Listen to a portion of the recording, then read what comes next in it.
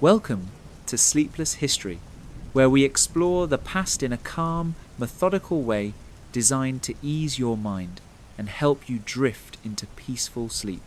Tonight, we're embarking on a comprehensive journey through the history of the British Empire.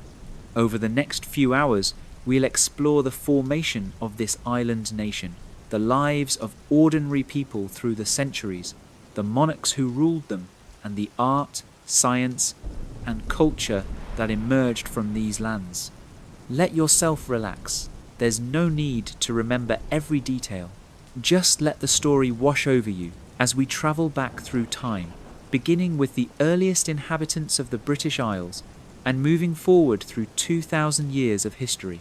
Part 1: Ancient Britain and the Roman Period, the earliest inhabitants. Long before there was an England, before the concept of Britain existed, the islands that would become the United Kingdom were home to various peoples. Around 10,000 years ago, as the last ice age receded, hunter-gatherers began to settle these lands more permanently. They lived in small groups, following herds of deer and wild cattle, gathering nuts and berries, and fishing in the rivers and coastal waters. Around 4000 BC, farming arrived in Britain. This brought a profound change to daily life. Instead of constantly moving to follow food sources, people could settle in one place. They cleared forests, planted crops like wheat and barley, and raised livestock including cattle, sheep, and pigs. Permanent settlements emerged, with simple round houses made of wood and thatch. These Neolithic people left behind remarkable monuments that still stand today. Stonehenge, constructed between 3000 and 2000 BC, represents an enormous communal effort. Imagine the coordination required to transport massive stones, some weighing as much as 25 tons, across distances of over 150 miles. The purpose of these stone circles remains somewhat mysterious, though they likely served religious and astronomical functions, marking the summer and winter solstices. Life in Neolithic Britain was hard but ordered. Communities were small, perhaps 50 to 100 people living together. Everyone had a role. Men typically hunted and cleared land. Women gathered food, prepared meals, made clothing from animal skins, and woven plant fibers, and cared for children. Children helped with simple tasks like watching animals or gathering firewood. Around 2000 BC, bronze working arrived in Britain, brought by new migrants from continental Europe. Bronze, an alloy of copper and tin, allowed for better tools and weapons. This was the beginning of the Bronze Age in Britain. Trade networks expanded as communities sought the raw materials needed for bronze production. Cornwall, in the southwest, became particularly important due to its tin deposits. The Bronze Age people built impressive burial mounds called barrows. When important individuals died, they were buried with grave goods, including bronze weapons, pottery, and jewelry made of amber and gold. These burial practices give us glimpses into their beliefs about death and the afterlife. Around 700 BC, ironworking reached Britain, ushering in the Iron Age. Iron was harder and more durable than bronze, and iron ore was more widely available. This led to better agricultural tools, which meant more efficient farming and growing populations. The people of Iron Age Britain, whom the Romans would later call Britons or Celts, lived in tribal societies. Britain was divided into numerous territories, each controlled by its own tribe with its own ruler. These tribes often fought each other over land and resources. They built fortified settlements called hill forts, earthwork enclosures on hilltops that could be defended during attacks. Daily life for an Iron Age Britain revolved around farming and livestock. Most people lived in roundhouses, circular structures with conical thatched roofs and walls made of wattle and daub, a mixture of wooden strips woven together and covered with mud and clay. Inside, a central hearth provided warmth and light. Smoke from the fire drifted up through the thatch, which also helped to preserve the roof material. The Britons wore woolen clothing, often dyed with natural colours. Blue was particularly popular, achieved using a plant called woad. Men typically wore tunics and trousers, while women wore long dresses. Both wore cloaks fastened with decorative brooches made of bronze or iron. Religion permeated daily life. The Britons believed in many gods associated with natural forces and places. Sacred groves, springs, and rivers were sites of ritual offerings. A priestly class called Druids held significant power, serving as religious leaders, judges, and advisors to tribal rulers. The Druids passed down their knowledge orally, never writing anything down, which means much of their wisdom is lost to history. The Roman Conquest. In 43 AD, Emperor Claudius ordered the invasion of Britain. This wasn't the first time Romans had reached Britain. Julius Caesar had led 2 expeditions to the island in 55 and 54 BC, but these were essentially raids rather than conquests. The invasion of 43 AD was different. It was meant to bring Britain under permanent Roman control. The Roman army that landed on the shores of Kent numbered about 40,000 soldiers. These were professional troops, well trained and well equipped. They wore segmented armour, carried short swords called gladii, and fought in highly disciplined formations.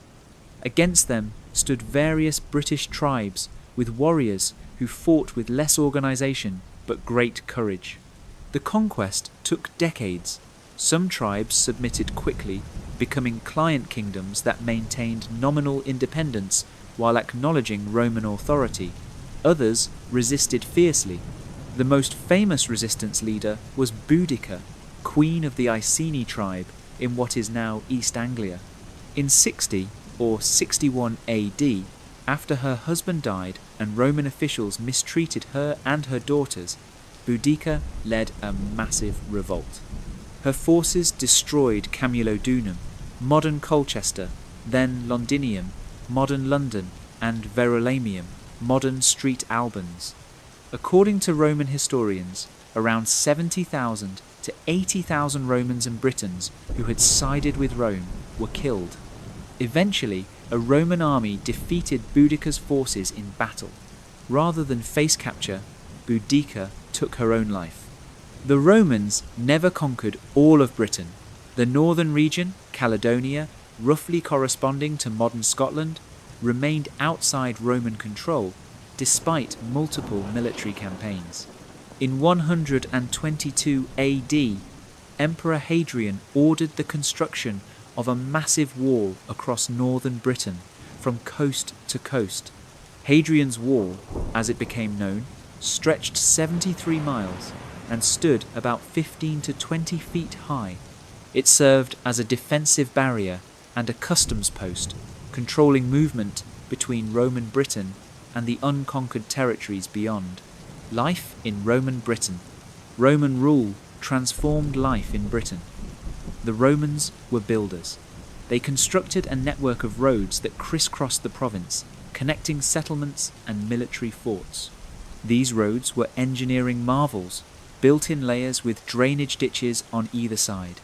Many modern British roads still follow the routes of Roman roads laid down 2,000 years ago. Towns grew up along these roads.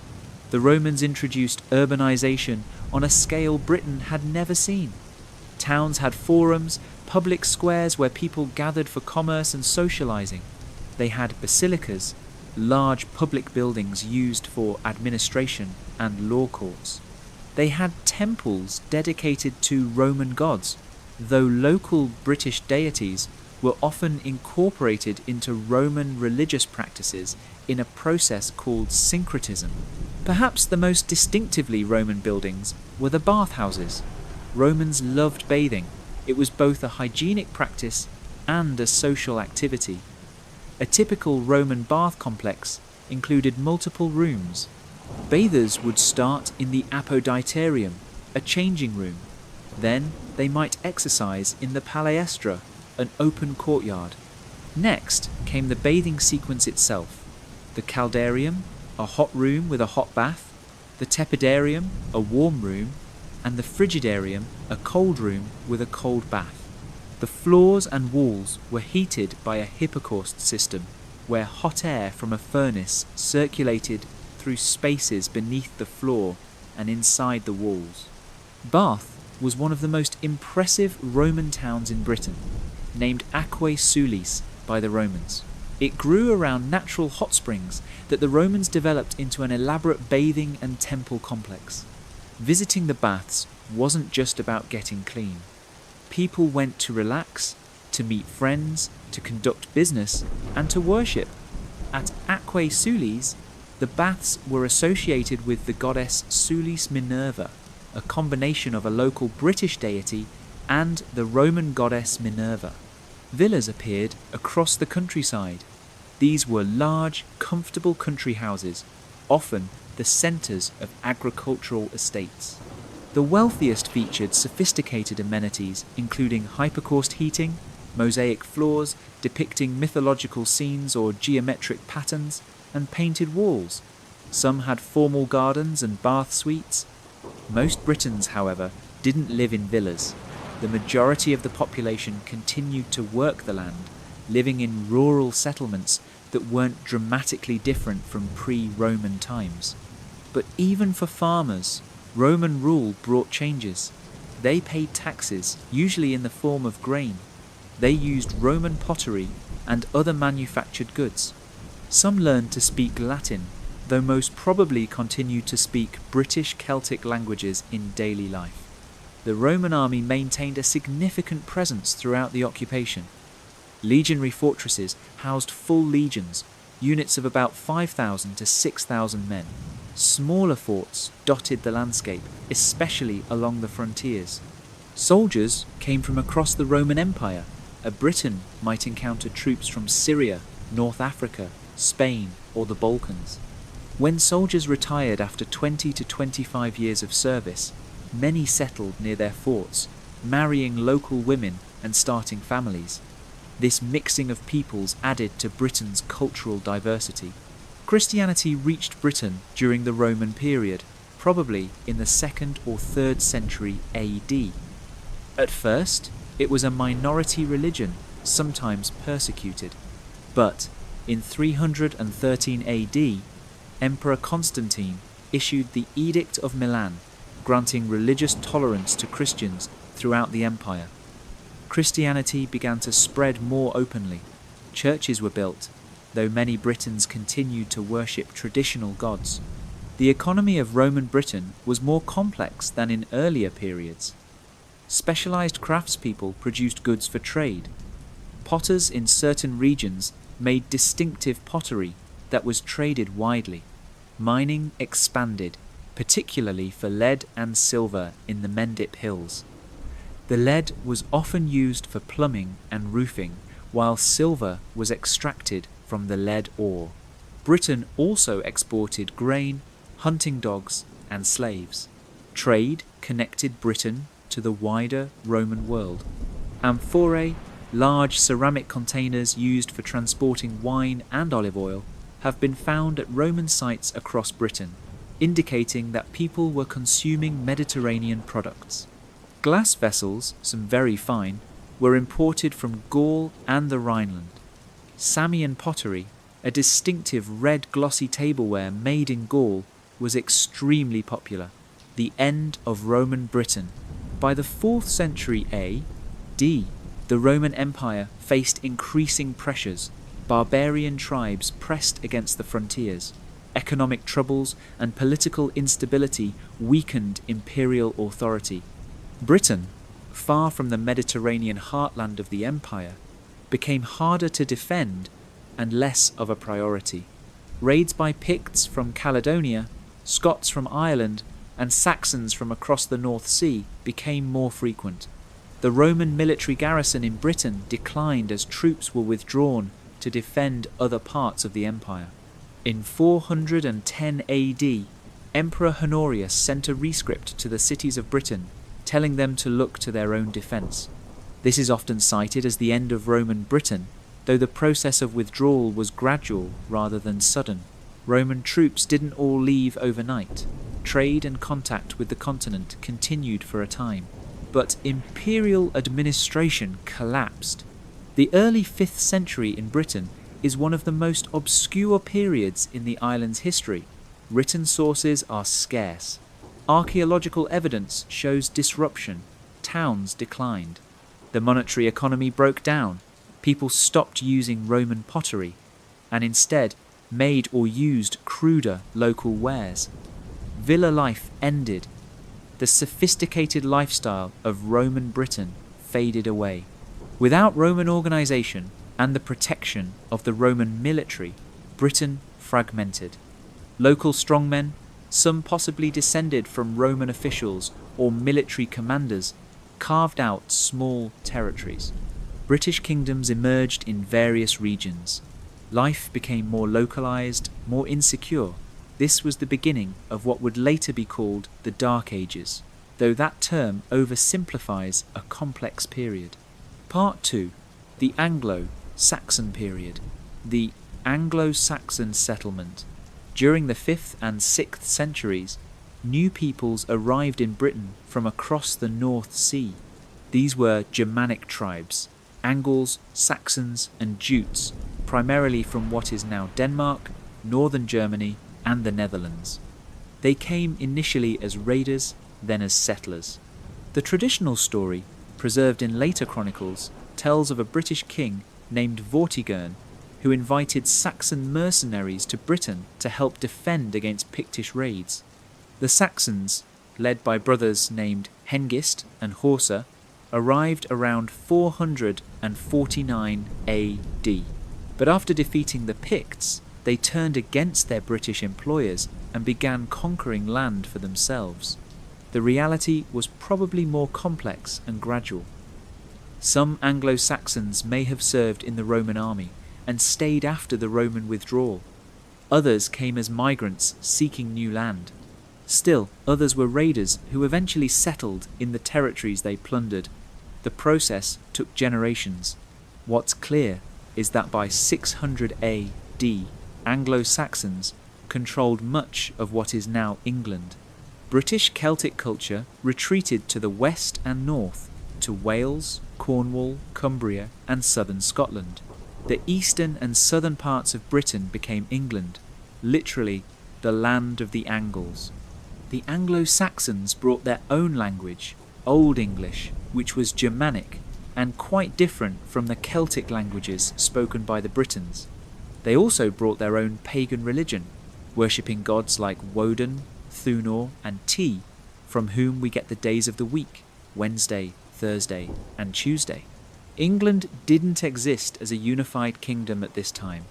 Instead, there were numerous Anglo-Saxon kingdoms of varying sizes.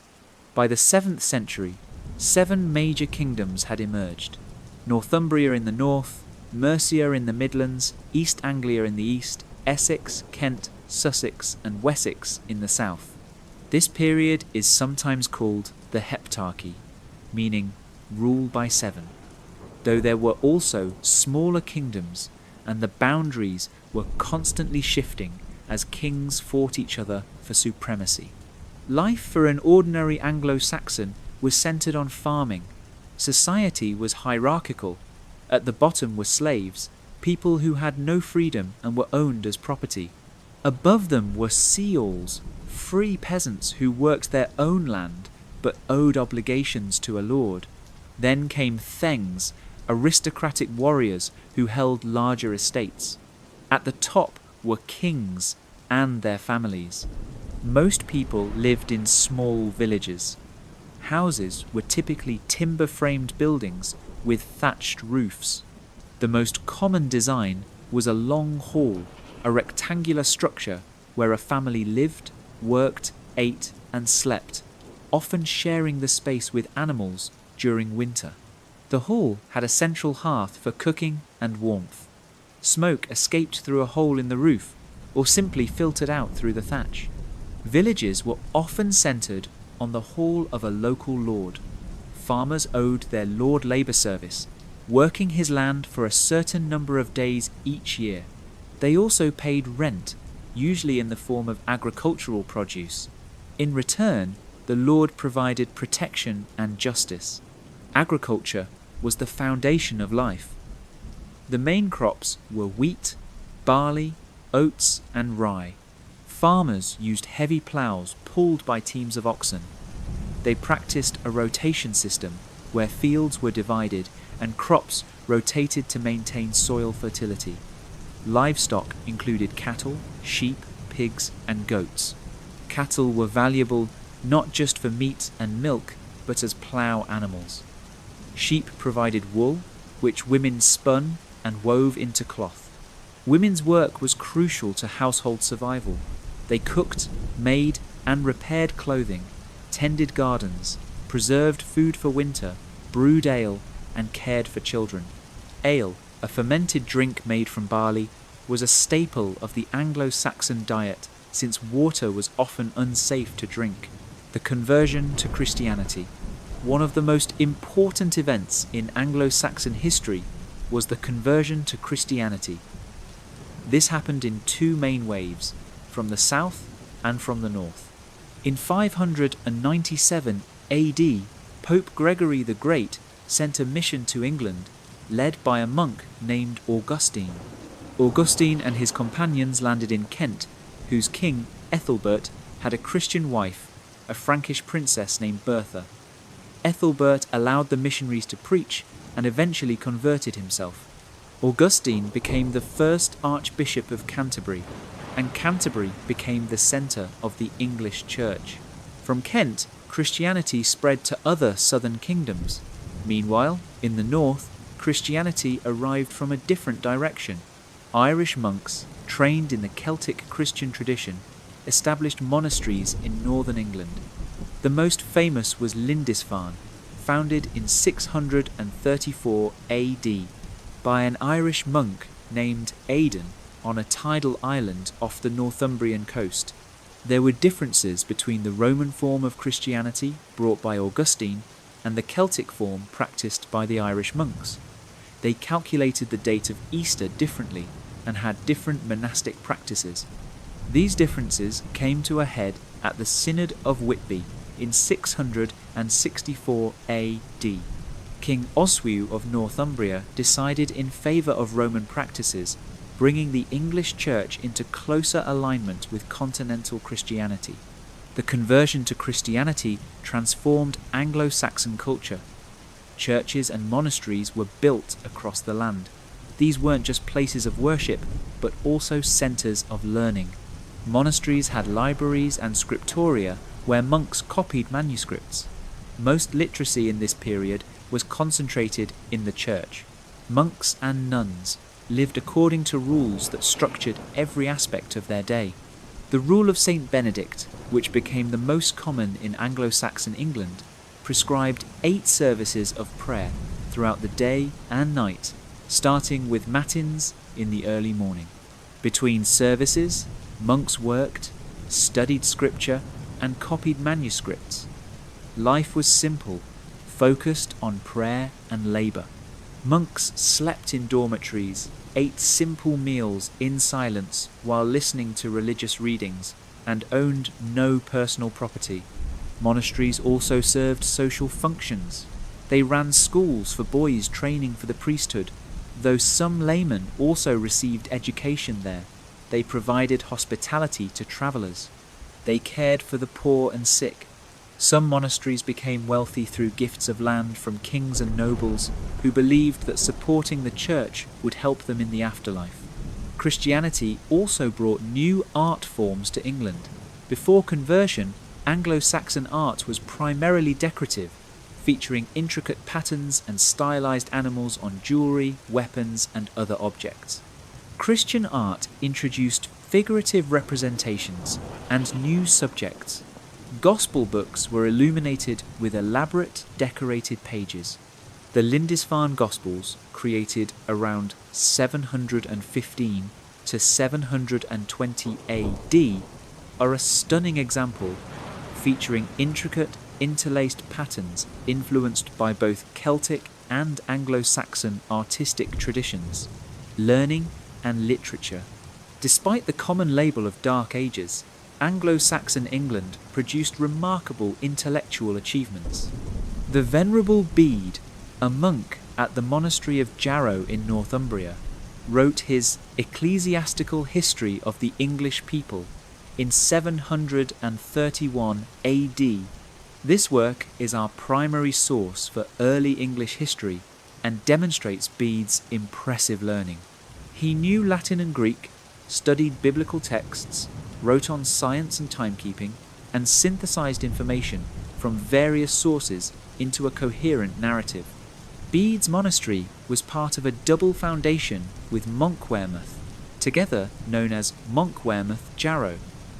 This was one of the most important intellectual centres in early medieval Europe. The monastery's library was one of the finest of its time, containing around 300 volumes, which was considered extensive for that period. Another great scholar was Alcuin of York, born around 735 AD. He studied at the Cathedral School in York, which had an excellent library. Later, he became the head of Charlemagne's palace school in Aachen on the continent. Alcuin was instrumental in the Carolingian Renaissance, a revival of learning in the Frankish Empire. His work shows that Anglo-Saxon England was part of a wider European intellectual world. The Anglo-Saxons also developed a sophisticated vernacular literature. Unlike most other peoples of early medieval Europe, who wrote primarily in Latin, the Anglo-Saxons created a rich body of literature in their own language, Old English. The most famous work is Beowulf, an epic poem of over 3,000 lines. It tells the story of Beowulf, a warrior who defeats the monster Grendel, Grendel's mother, and finally, in his old age, a dragon. Beowulf gives us insight into Anglo-Saxon values. The poem celebrates warrior virtues, courage, loyalty, generosity, and the importance of reputation. Warriors served their lord, fought his enemies, and expected to be rewarded with treasure and land. A good lord was generous, holding feasts in his hall where he distributed gifts to his followers. This created bonds of loyalty. The relationship between lord and warrior was central to Anglo-Saxon society. The poem also reflects a world view where fate, or word in Old English, plays a significant role. Warriors face their destiny with courage, knowing that ultimately everyone must die, but hoping to die bravely and be remembered. Other Old English poetry includes elegiac pieces like The Wanderer and The Seafarer, which evoke the hardships of exile and the transience of earthly life. There were also religious poems like The Dream of the Rood, which tells the story of the crucifixion from the perspective of the cross itself. Prose works included translations of Latin texts into Old English, commissioned by King Alfred the Great. Alfred believed that education had declined dangerously and that knowledge should be accessible in the vernacular. He arranged for the translation of works he considered most necessary for all men to know, including Bede's Ecclesiastical History, Boethius's Consolation of Philosophy, and others. Alfred himself likely participated in some of these translations. Viking raids and the unification of England. The late 8th century brought new terror to the Anglo-Saxons, Viking raids. In 793 AD, Vikings attacked the monastery of Lindisfarne, killing monks, stealing treasure, and burning buildings. This raid shocked the Christian world. Lindisfarne was one of the holiest sites in England. The Vikings were Scandinavians, primarily Danes and Norwegians, who took to the seas in their longships. These ships were technological marvels, fast and seaworthy, with shallow drafts that allowed them to navigate rivers and land on beaches. Vikings were traders as well as raiders, but their raids became increasingly devastating. Initially, Vikings came in summer, raiding monasteries and coastal settlements before sailing home with their plunder. Monasteries were attractive targets because they were wealthy, often poorly defended, and contained precious objects like gold and silver altar vessels. But by the mid-9th century, Vikings began to winter in England, and eventually they came to conquer and settle. In 865 AD, a large Viking army, called the Great Heathen Army in the Anglo-Saxon Chronicle, arrived in East Anglia. Over the next decade, this army conquered Northumbria, East Anglia, and much of Mercia. Of the major Anglo-Saxon kingdoms, only Wessex, in the southwest, remained unconquered. The survival of Wessex was largely due to King Alfred, who ruled from 871 to 899 AD. In 878 AD, Vikings launched a surprise winter attack, forcing Alfred to flee into the Somerset marshes with a small band of followers. But Alfred regrouped, rallied his forces, and defeated the Vikings at the Battle of Edington. The Viking leader Guthrum agreed to convert to Christianity and withdraw to East Anglia. The treaty between Alfred and Guthrum divided England roughly along a diagonal line from London to Chester.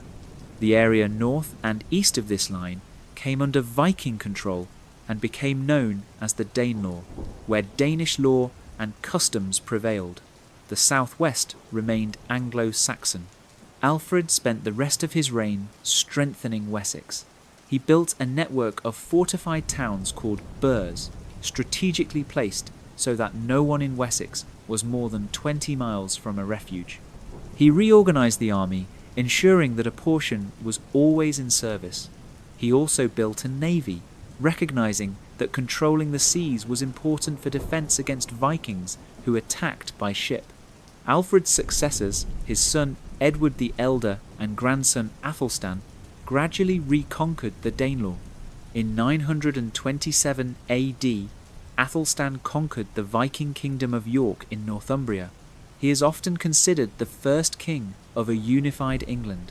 The Anglo-Saxon Chronicle called him King of the English. However, the Vikings weren't finished. In the late 10th century, raids resumed. King Ethelred II, who ruled from 978 to 1016 AD, tried paying Vikings to go away, collecting what was called Danegeld, a tribute tax. But paying Danegeld didn't stop the raids, it may have encouraged them. In 1013 AD, King Sweyn Forkbeard of Denmark conquered England. After Sweyn's death, his son Canute became king, ruling England, Denmark, and later Norway and parts of Sweden. Canute was a strong ruler who brought peace and stability. He converted to Christianity and presented himself as a legitimate Christian king. He married Emma of Normandy, the widow of Ethelred II, and issued law codes. After Canute died in 1035 AD, his empire broke apart. His sons ruled briefly, but in 1042 AD, Edward, son of Ethelred II and Emma, became king. This was Edward the Confessor, so called because of his piety, Anglo-Saxon society and daily life. By the late Anglo-Saxon period, England had developed into a relatively sophisticated kingdom. Society was still hierarchical, but more structured than in earlier centuries. The king sat at the top, but he governed with the advice of a council called the Witan, which included bishops, abbots, and leading nobles. Below the king, the kingdom was divided into shires, each administered by an official called a shire reeve, which eventually became the word sheriff. Shires were subdivided into smaller units called hundreds. This administrative structure allowed for tax collection, justice, and military organization. Most people still lived in rural villages and made their living from farming. But towns were growing. London was the largest, a centre of trade. Other important towns included Winchester, York, and Norwich. Towns had markets where farmers sold produce and craftspeople sold goods. They had mints that produced silver pennies, the main currency. Town life offered more opportunities and more diversity than rural life. Social mobility was limited, but not impossible. A ceorl, a free peasant who acquired enough land, could rise to the status of a thegn. The law codes specified that a merchant who made 3 voyages overseas at his own expense could attain thenly status. Slavery still existed. Slaves had no rights and could be bought and sold. They did the hardest labour. Becoming a slave could result from debt, crime, or capture in war. However, slaves could sometimes buy their freedom or be freed by their owners.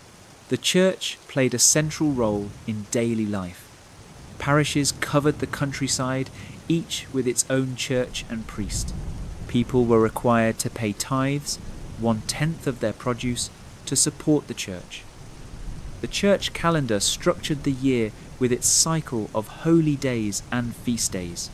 Christmas, Easter, and the feast days of various saints were occasions for community celebration. Religion and superstition were often intertwined. People believed in charms and magic to protect against illness, to ensure good harvests, and to ward off evil. Anglo-Saxon medical texts, called leech books, contained remedies that mixed herbal medicine with Christian prayers and pre-Christian charms. Family life was important. Marriages were often arranged, particularly among the upper classes, to form political alliances. Women had some rights. They could own property, inherit land, and make wills. Noble women could wield significant power, especially as widows. However, women were generally expected to be subordinate to men. Children were valued, though infant mortality was high. They began helping with work at a young age. Boys might train as warriors or learn a craft. Girls learned the skills needed to run a household. Childhood as a separate stage of life was shorter than today. By their early teens, young people took on adult responsibilities. Food varied by season and social status.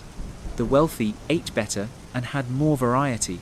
Meat, including beef, pork, mutton and poultry, featured prominently in their diets. They also had fish, cheese, bread made from wheat, and ale or mead, a drink made from fermented honey. The poor relied more on porridge made from barley or oats, bread made from coarser grains, and vegetables like cabbage, leeks, and onions. Peas and beans provided protein. Meat was a luxury, perhaps enjoyed on feast days. Entertainment included music, storytelling, and games. Harps were popular instruments. Professional poets, called scops, recited poems and songs in the halls of lords, keeping alive oral traditions and celebrating heroic deeds. People played dice games and board games. Hunting was both a practical activity for obtaining food and a recreational pursuit for the aristocracy. Part 3. The Norman Conquest and Medieval England. The Conquest of 1066. The year 1066 is one of the most famous dates in English history. It brought the Norman Conquest and forever changed England. When Edward the Confessor died in January 1066 without direct heirs, 3 men claimed the throne. Harold Godwinson, the powerful Earl of Wessex, was crowned king almost immediately. But William, Duke of Normandy, claimed that Edward had promised him the throne years earlier. Harold Hardrada, King of Norway, also believed he had a claim. Harold Hardrada invaded northern England in September 1066.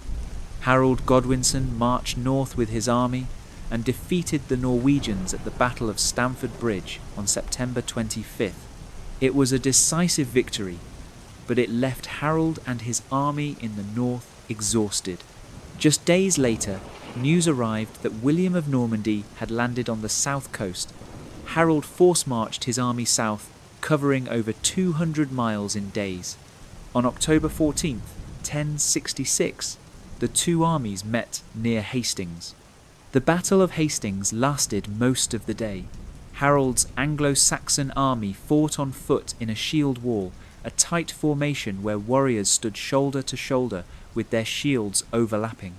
William's Norman army included cavalry, which the Anglo-Saxons lacked. The Normans also had archers. The battle was hard fought. According to later accounts, Harold was killed by an arrow to the eye, though this may be legend. What's certain is that the Anglo-Saxon line eventually broke, and Harold and his brothers were killed. William marched to London, meeting little further resistance. On Christmas Day, 1066, he was crowned king in Westminster Abbey, but controlling England would take years. Rebellions erupted across the kingdom.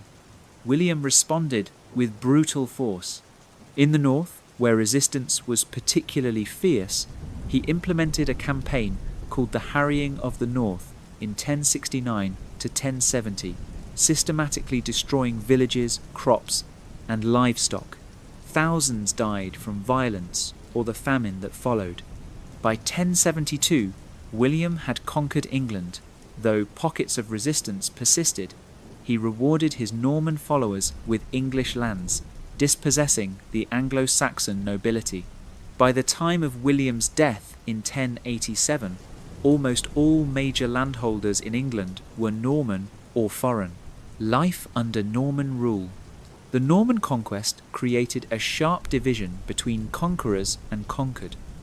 The Norman aristocracy spoke French, a language derived from Latin. The lower classes continued to speak English.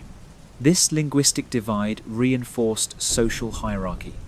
Over time, the languages would blend, giving English many French-derived words, but the process took centuries. William and his successors imposed a feudal system.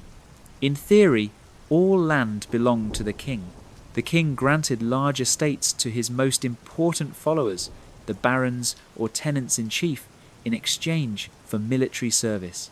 They were required to provide a certain number of knights to serve in the king's army. Barons, in turn, granted portions of their lands to knights in exchange for service. At the bottom, peasants worked the land and owed labour and produce to their lords. This system created a pyramid of obligations. Everyone, except the king at the top and the landless at the bottom, was both a lord to those below and a vassal to those above. The relationship was formalized through ceremonies. A vassal would kneel before his lord, place his hands between the lord's hands, and swear an oath of loyalty. The lord would then grant the vassal land, symbolized by handing him a clod of earth or a stick. To assess England's wealth and ensure proper taxation, William ordered a comprehensive survey.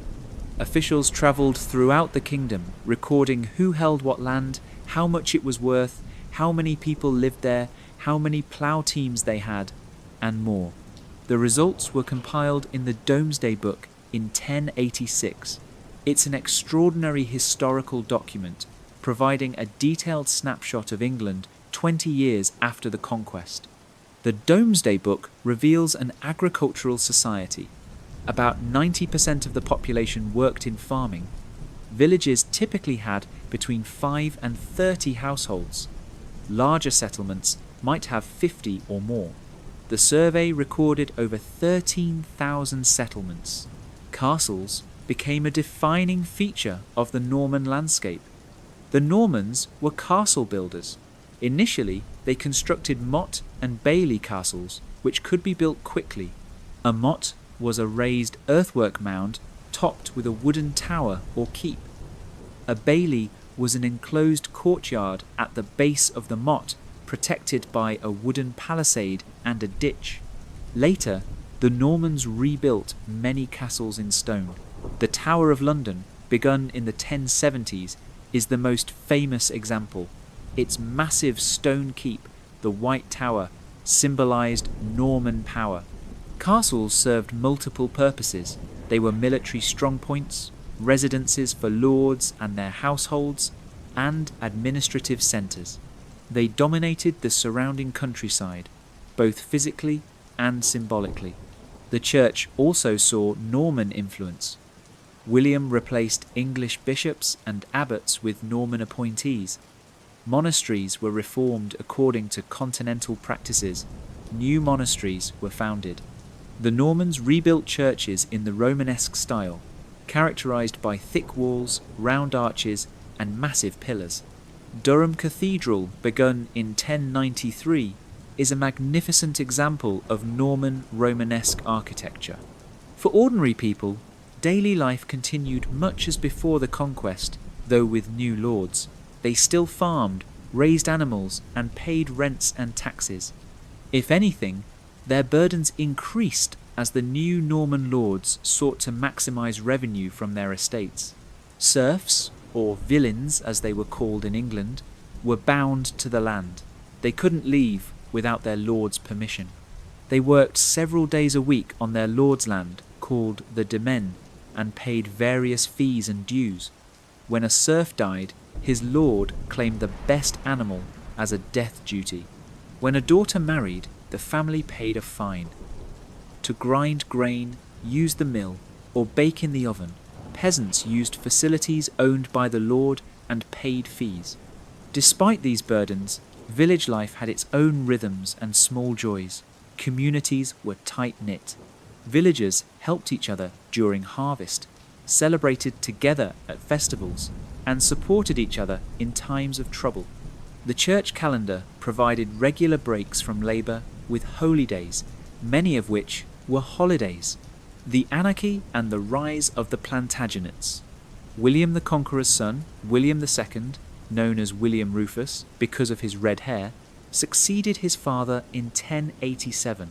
He was succeeded by his younger brother Henry I in 1100. Henry was an effective administrator who strengthened royal government. When Henry I died in 1135, a succession crisis erupted. Henry's only legitimate son had died years earlier in a shipwreck. Henry had tried to secure the throne for his daughter Matilda, but many barons were reluctant to accept a woman as ruler. Stephen of Blois, Henry's nephew, seized the throne. What followed was nearly 20 years of civil war, a period known as the Anarchy. Matilda and her supporters fought Stephen. The kingdom fractured as barons took sides and built unauthorized castles. The Anglo-Saxon Chronicle lamented that men said openly that Christ and his saints slept. Life became particularly hard for common people during the Anarchy. Rival armies plundered villages. Bandits operated with impunity. Justice broke down. Chroniclers described terrible suffering, people starving, tortured for money, driven from their homes. The conflict ended with a compromise. Stephen would remain king, but Matilda's son Henry would succeed him. When Stephen died in 1154, Henry II became king, founding the Plantagenet dynasty that would rule England for over 3 centuries. Henry II was energetic and capable. He ruled not just England, but also extensive territories in France, including Normandy, Anjou, and Aquitaine, which he acquired through marriage to Eleanor of Aquitaine. His lands stretched from the Scottish border to the Pyrenees. Henry is particularly remembered for his legal reforms. He expanded the use of royal courts and established systems that would form the basis of English common law. He sent out travelling judges to hear cases across the kingdom. He introduced trial by jury for certain cases. These reforms made royal justice more accessible and more consistent. However, Henry's reign was also marked by conflict.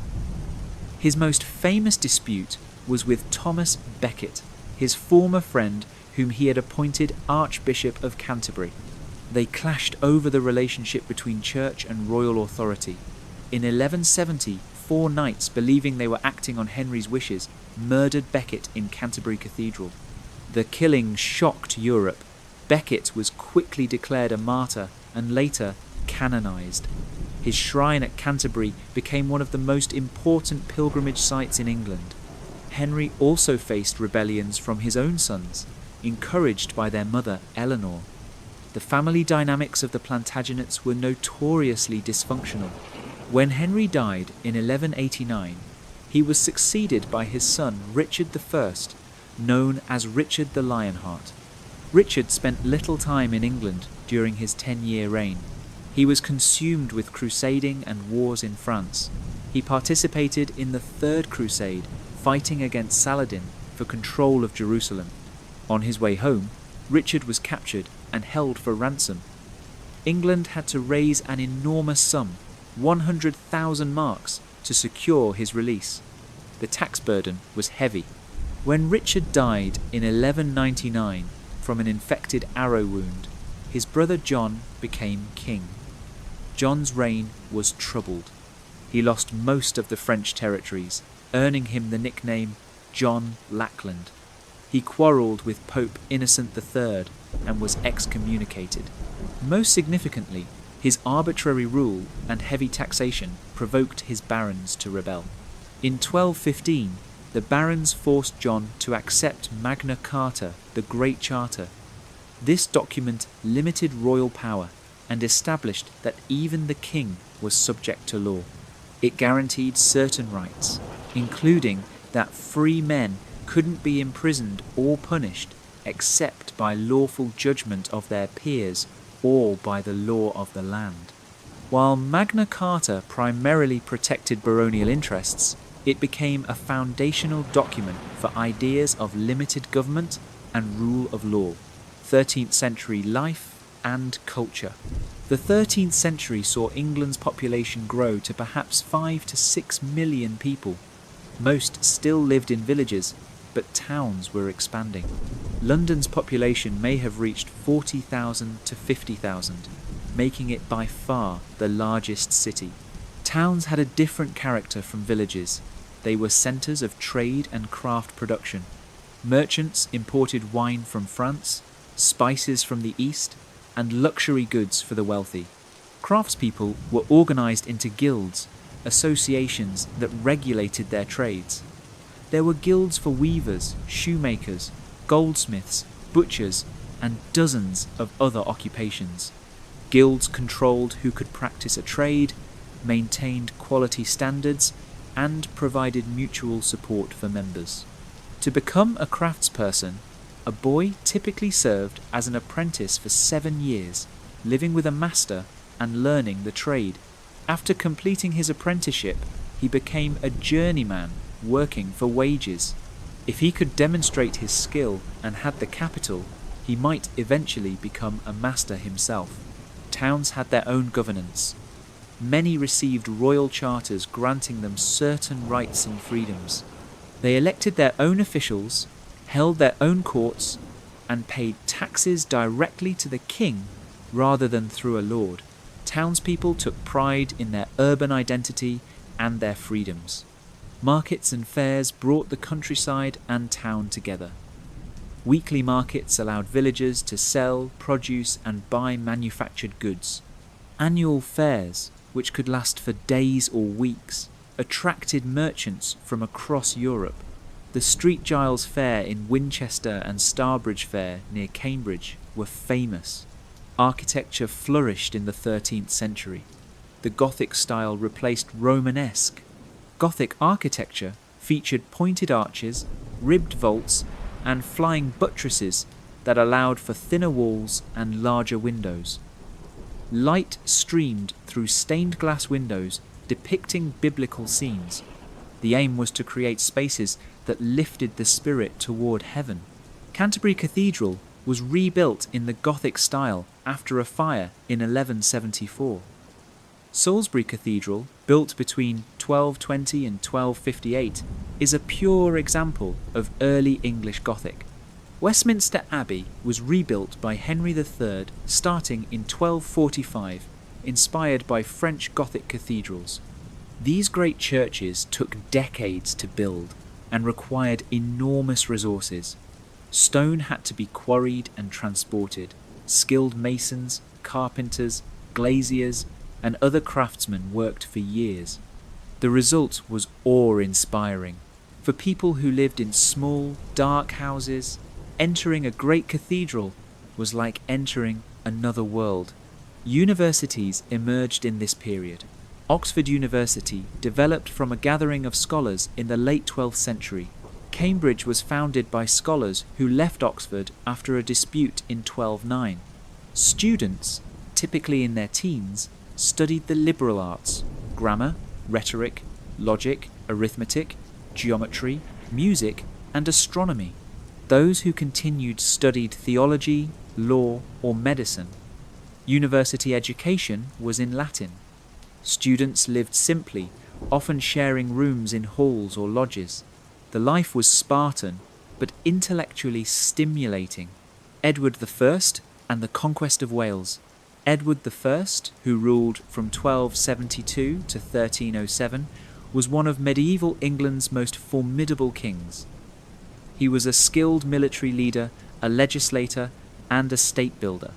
Edward is perhaps best known for his conquest of Wales.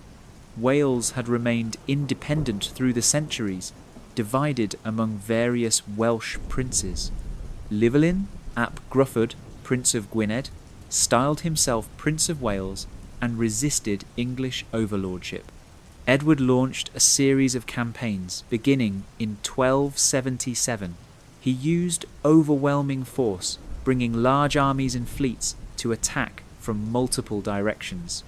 By 1283, he had conquered Wales. Llywelyn had died in battle in 1282.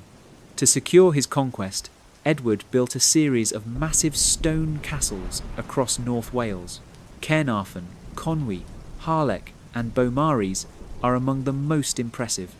These castles were not just military installations, but symbols of English power.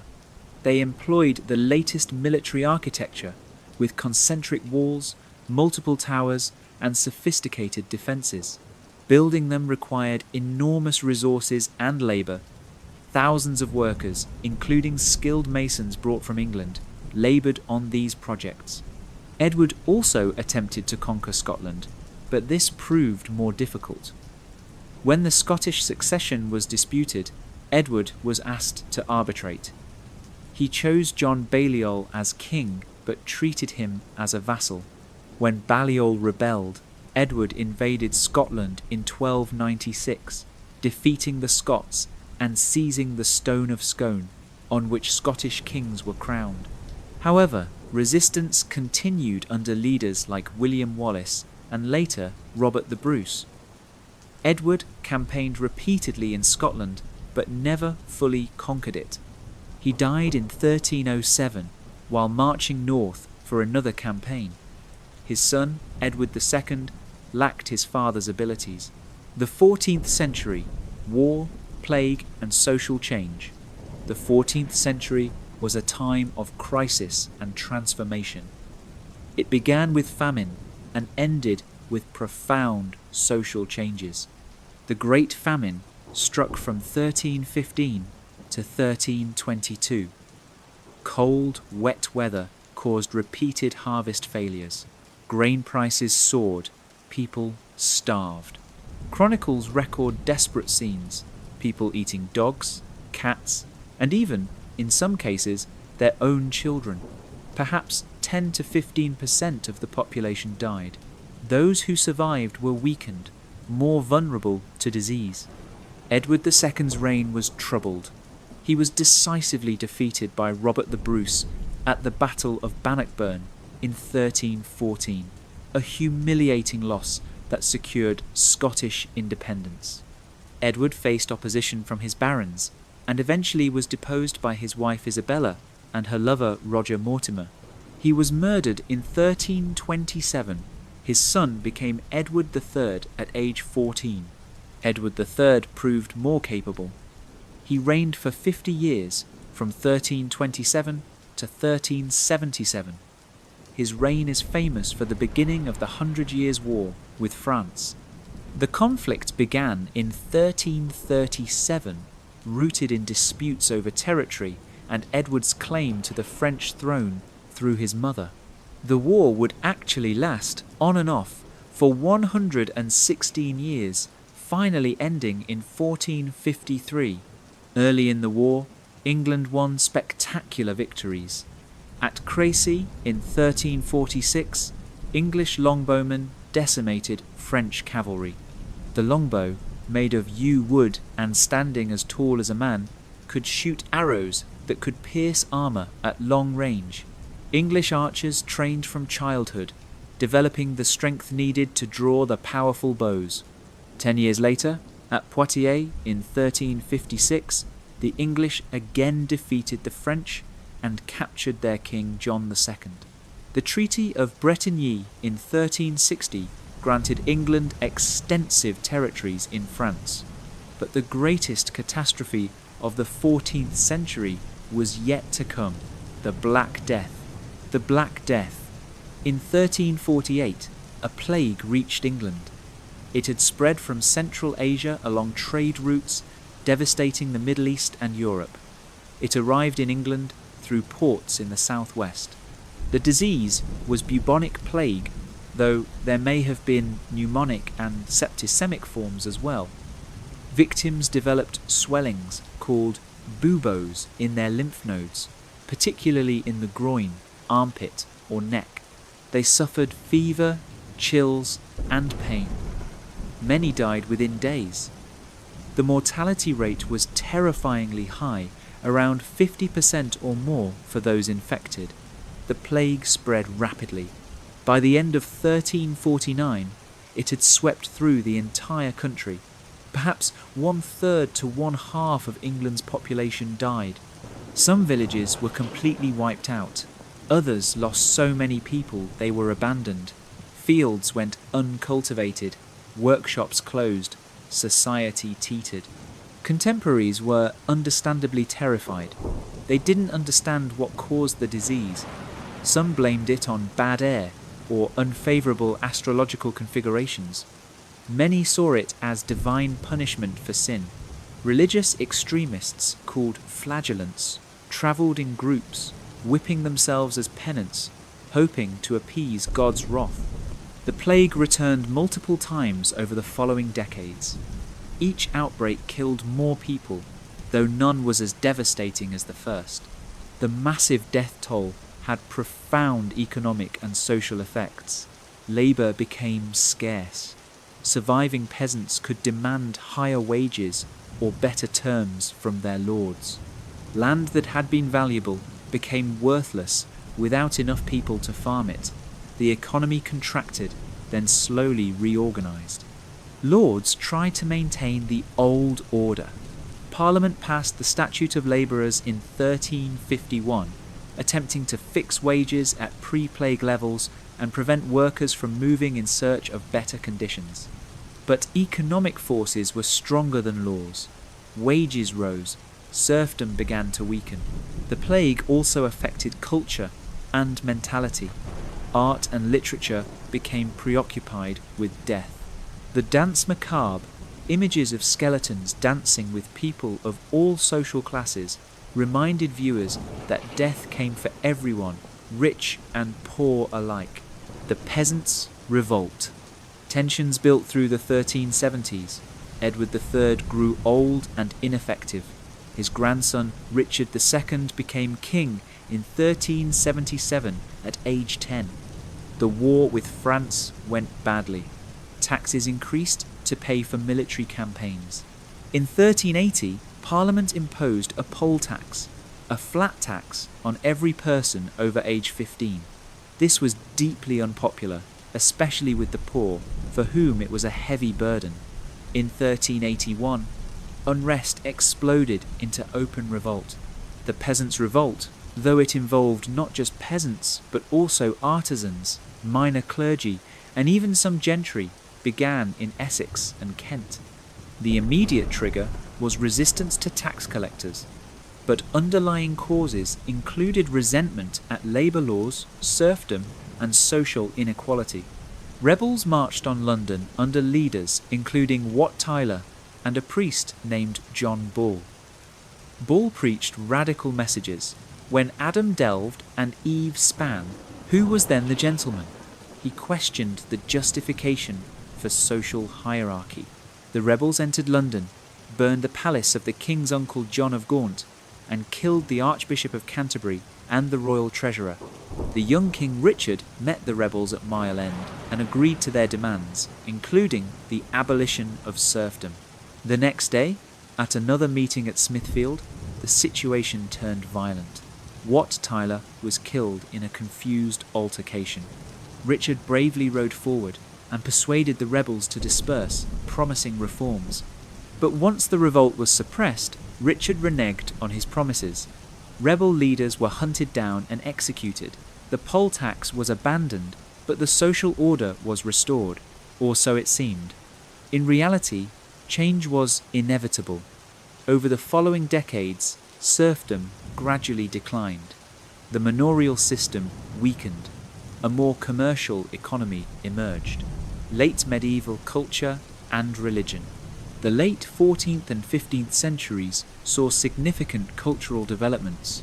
Geoffrey Chaucer, who lived from about 1343 to 1400, wrote the Canterbury Tales, one of the great works of English literature.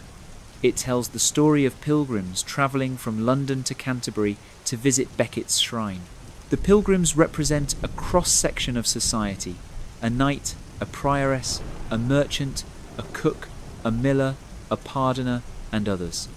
Each tells a tale, and through these tales, Chaucer provides a vivid picture of medieval English society.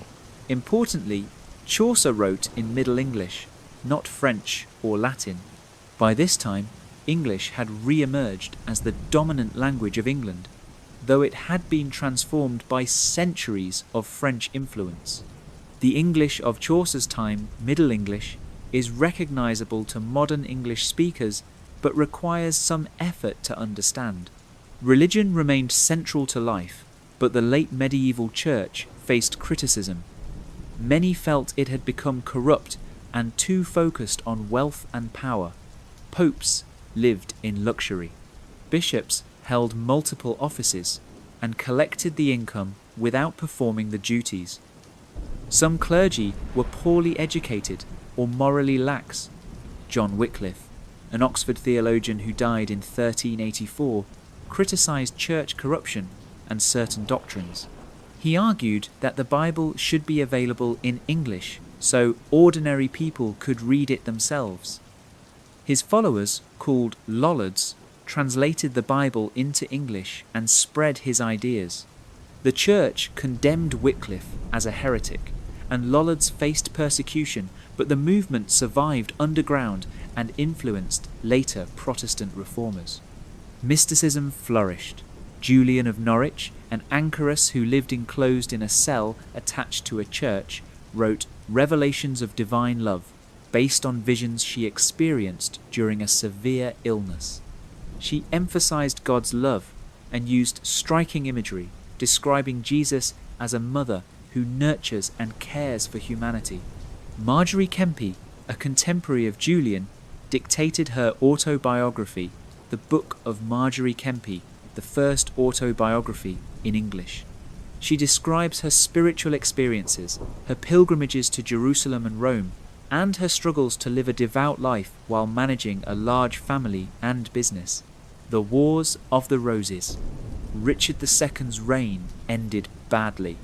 He became increasingly tyrannical, alienating the nobility.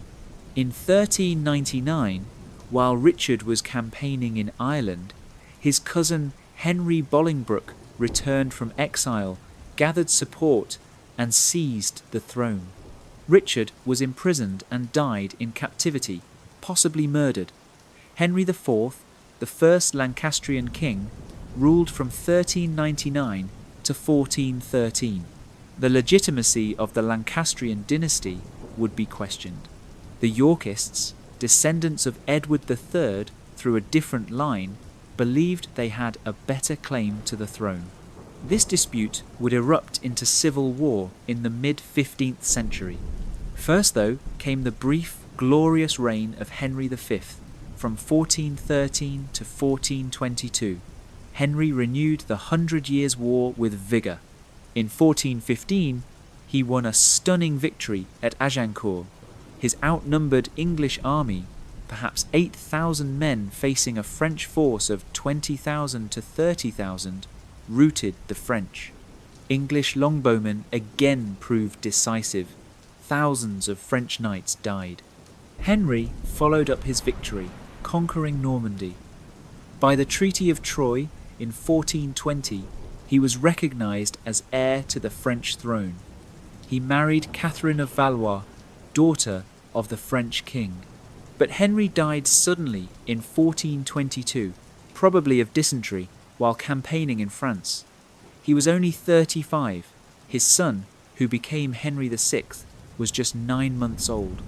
Henry VI's long reign, from 1422 to 1461, and again from 1470 to 1471, was disastrous.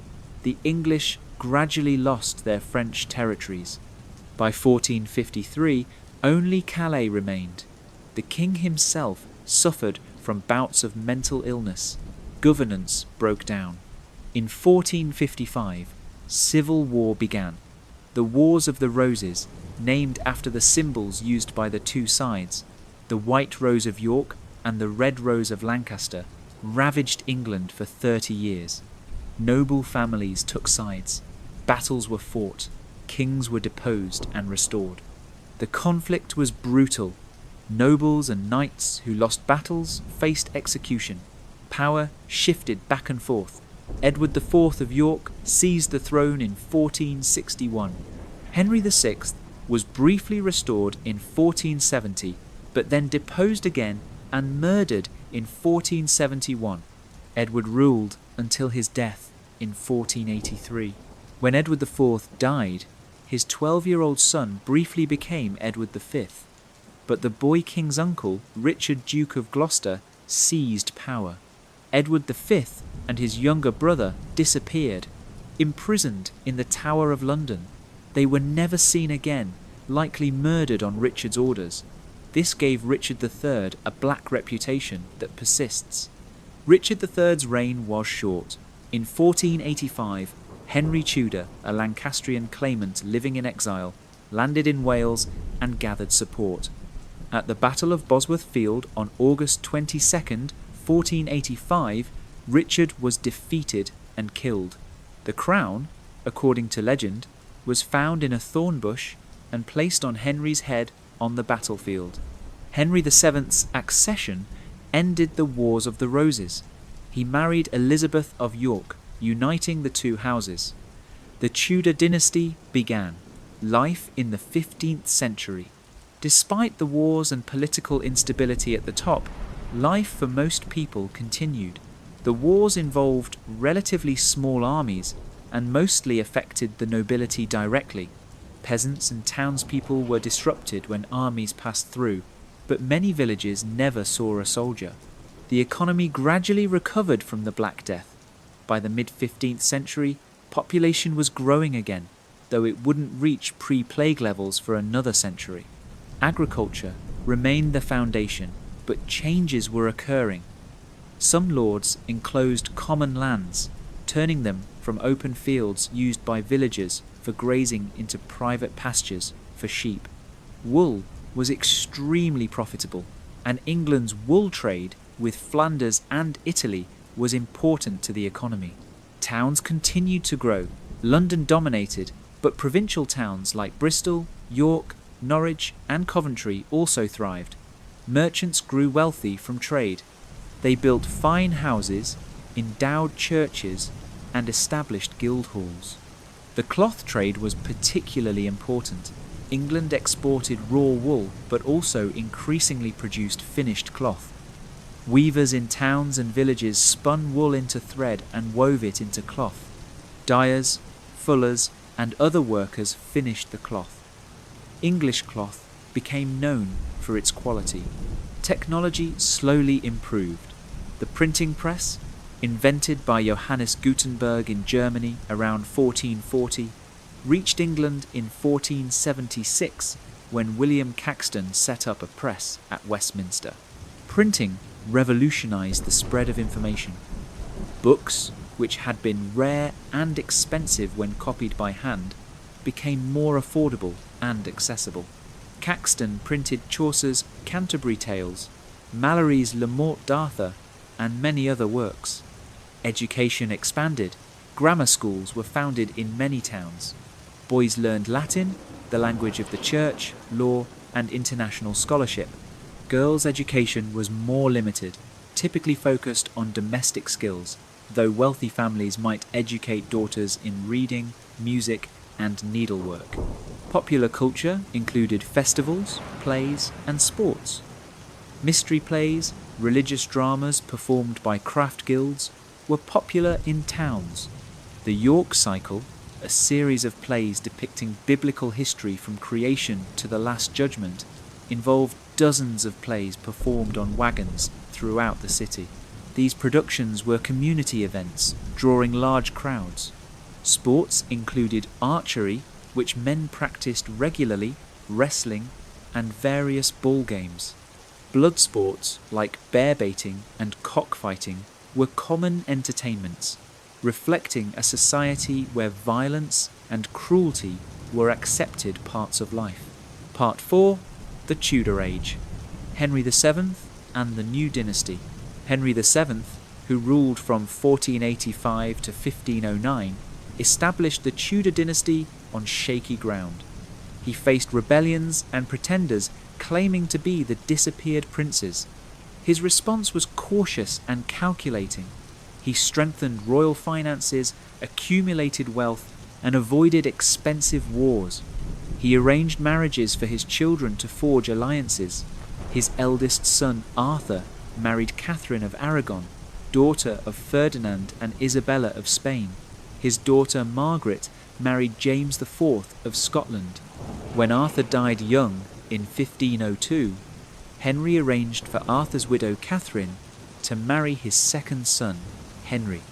This required a papal dispensation, since marrying a brother's widow was normally forbidden by church law. The Pope granted it, and the marriage was arranged, though not consummated until young Henry became king. Henry VII died in 1509. His son became Henry VIII at age 17, inheriting a full treasury and a stable kingdom. Henry VIII and the break with Rome. Henry VIII is one of England's most famous kings, remembered for his 6 wives and his break with the Catholic Church. His reign from 1509 to 1547 transformed England. Young Henry was athletic, well-educated, and charming. He jousted, hunted, and played music. He wrote poetry and even composed songs. He was interested in theology. In his early reign, he was so devout that the Pope granted him the title Defender of the Faith after Henry wrote a book attacking Martin Luther's Protestant ideas. Henry's first wife, Catherine of Aragon, bore him several children, but only one survived, Mary, born in 1516. Henry desperately wanted a male heir to secure the Tudor succession. By the 1520s, Catherine was past childbearing age. Henry became convinced their marriage was cursed because it violated biblical law. He sought an annulment. Pope Clement VII refused. Catherine was the aunt of Emperor Charles V, the most powerful ruler in Europe. The Pope couldn't afford to offend Charles by annulling his aunt's marriage. Frustrated, Henry took radical steps. Advised by Thomas Cromwell, his chief minister, Henry broke England's connection with Rome. Parliament passed a series of acts between 1532 and 1534, establishing Henry as supreme head of the Church of England. England became a Protestant nation, or at least no longer a Catholic one, though the theology remained ambiguous. Henry married Anne Boleyn in 1533. She gave birth to a daughter, Elizabeth, but no son. Anne was accused of adultery, probably falsely, and executed in 1536. Henry quickly married Jane Seymour, who finally gave him a son, Edward, in 1537. But Jane died days later from childbirth complications. Henry married 3 more times. Anne of Cleves was divorced after 6 months when Henry found her unattractive. Catherine Howard was executed for adultery. Finally, Catherine Parr, a mature, intelligent woman, survived him and outlived him. The dissolution of the monasteries. Breaking with Rome had financial benefits. Monasteries and abbeys controlled enormous wealth. Between 1536 and 1540, Henry dissolved the monasteries, confiscating their lands and wealth. This was one of the greatest transfers of property in English history. Monastic life, which had existed in England for nearly 1,000 years, ended. Monks and nuns were pensioned off. Some adapted to secular life, but for others, especially older religious, it was devastating. Monastic buildings were stripped of valuable materials. Some became quarries for building stone. Great abbeys like Fountains and Rievaulx fell into ruin. The dissolution had mixed effects. Culturally, it was a loss. Monasteries had been centres of learning, preserving manuscripts, and educating the young. They had provided hospitality and charity. Economically, their wealth was redistributed. Much monastic land was sold to nobles and gentry, creating a new class of landowners with a vested interest in maintaining the Protestant settlement. English society in the Tudor period. Tudor England was hierarchical, but more fluid than medieval society. At the top was the monarch, whose power had grown. Below were the nobility, a small group of dukes, earls, and barons. Then came the gentry, knights, esquires, and gentlemen who owned land but lacked noble titles. These groups formed the ruling class.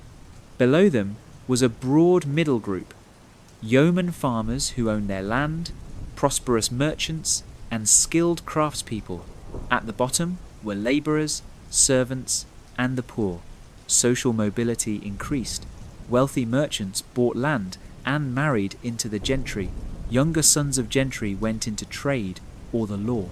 Education offered a path to advancement. Thomas Wolsey, Henry VIII's chancellor before Cromwell, was the son of a butcher who rose through the church to become the most powerful man in England after the king. Towns grew. London's population reached about 50,000 by 1500 and would double over the century. Other cities also expanded. Urban life offered opportunities. Apprentices learned trades and could become masters. Merchants traded across Europe and beyond. The Tudors promoted trade. English ships sailed to Russia, the Mediterranean, and eventually across the Atlantic. The Muscovy Company, founded in 1555, traded with Russia. The East India Company, founded in 1600, would eventually control much of India's trade, though that comes later. Exploration captured imaginations. In 1497, John Cabot, an Italian sailing for Henry VII, reached Newfoundland, giving England a claim to North America. Later explorers sought the Northwest Passage to Asia, though they didn't find it. Sir Francis Drake circumnavigated the globe from 1577 to 1580, a spectacular achievement. Edward VI and Mary the. Henry VIII died in 1547. His son Edward became Edward VI at age 9. Edward was a committed Protestant, raised by Protestant tutors. During his short reign, from 1547 to 1553, England moved decisively toward Protestantism. The Book of Common Prayer, written largely by Thomas Cranmer, Archbishop of Canterbury, was introduced in 1549.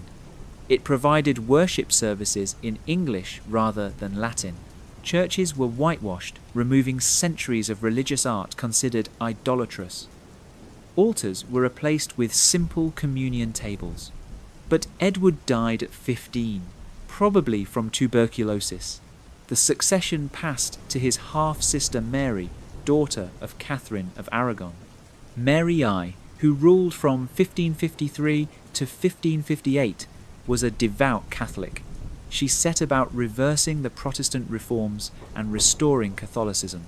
She married Philip II of Spain, further allying England with Catholic powers. Mary's religious policies were harsh. She burned about 300 Protestants at the stake for heresy, earning her the nickname Bloody Mary. The victims included bishops like Thomas Cranmer, who had annulled her mother's marriage, as well as ordinary men and women who refused to recant their Protestant beliefs. These martyrdoms, later recorded in John Fox's Book of Martyrs, made a deep impression and strengthened English Protestantism. Mary's reign was unpopular for other reasons too. England went to war with France as Spain's ally and lost Calais, England's last possession in France. The economy struggled. Mary died childless in 1558, and the crown passed to her half-sister Elizabeth, Elizabeth I and the Elizabethan Age. Elizabeth I, who ruled from 1558 to 1603, became one of England's greatest monarchs. The daughter of Anne Boleyn and Henry VIII, her legitimacy had been questioned by Catholics who considered Henry's marriage to Anne invalid. She had survived dangerous times. During Mary's reign, Elizabeth had been imprisoned in the Tower of London, suspected of plotting. She had learned to be cautious and shrewd. Elizabeth established a moderate Protestant settlement. The Acts of Supremacy and Uniformity in 1559 made her supreme governor of the Church of England and reintroduced the Book of Common Prayer with some modifications. Elizabeth aimed for a via media, a middle way between Catholicism and extreme Protestantism. Many accepted this compromise, though Catholics and Puritans, those wanting more thorough Protestant reform, were dissatisfied. Religious conflict dominated European politics. The Counter-Reformation saw the Catholic Church fighting back against Protestantism. Spain, under Philip II, was the champion of Catholicism. England increasingly aligned with Protestant powers. Tensions with Spain escalated. English ships, some officially sanctioned privateers, others outright pirates, attacked Spanish treasure fleets bringing gold and silver from the Americas. Spain supported Catholic plots against Elizabeth. In 1588, Philip II launched the Spanish Armada, a massive fleet of 130 ships carrying 30,000 men, to invade England and depose Elizabeth. The English fleet, smaller but more manoeuvrable, fought the Armada in the English Channel. The Spanish ships were powerful but ponderous. English tactics and seamanship, combined with bad weather, defeated the Armada. Storms scattered the Spanish fleet, and many ships were wrecked on the coasts of Scotland and Ireland. It was a great victory that boosted English confidence and established England as a major naval power. Elizabethan culture. The Elizabethan age was a golden age of English culture, particularly literature. The period produced some of the greatest writers in the English language. William Shakespeare, born in 1564 in Stratford-upon-Avon, became the most famous playwright in history. He moved to London and worked as an actor and writer.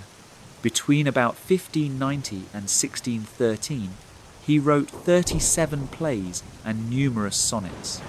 His plays include tragedies like Hamlet, Macbeth, Othello, and King Lear. Comedies like A Midsummer Night's Dream and Twelfth Night, and histories like Henry V and Richard III. Shakespeare's language was rich and inventive. He played with words, coined new phrases, and explored deep human themes: love, ambition, jealousy, honour, power. His characters are complex and relatable across centuries.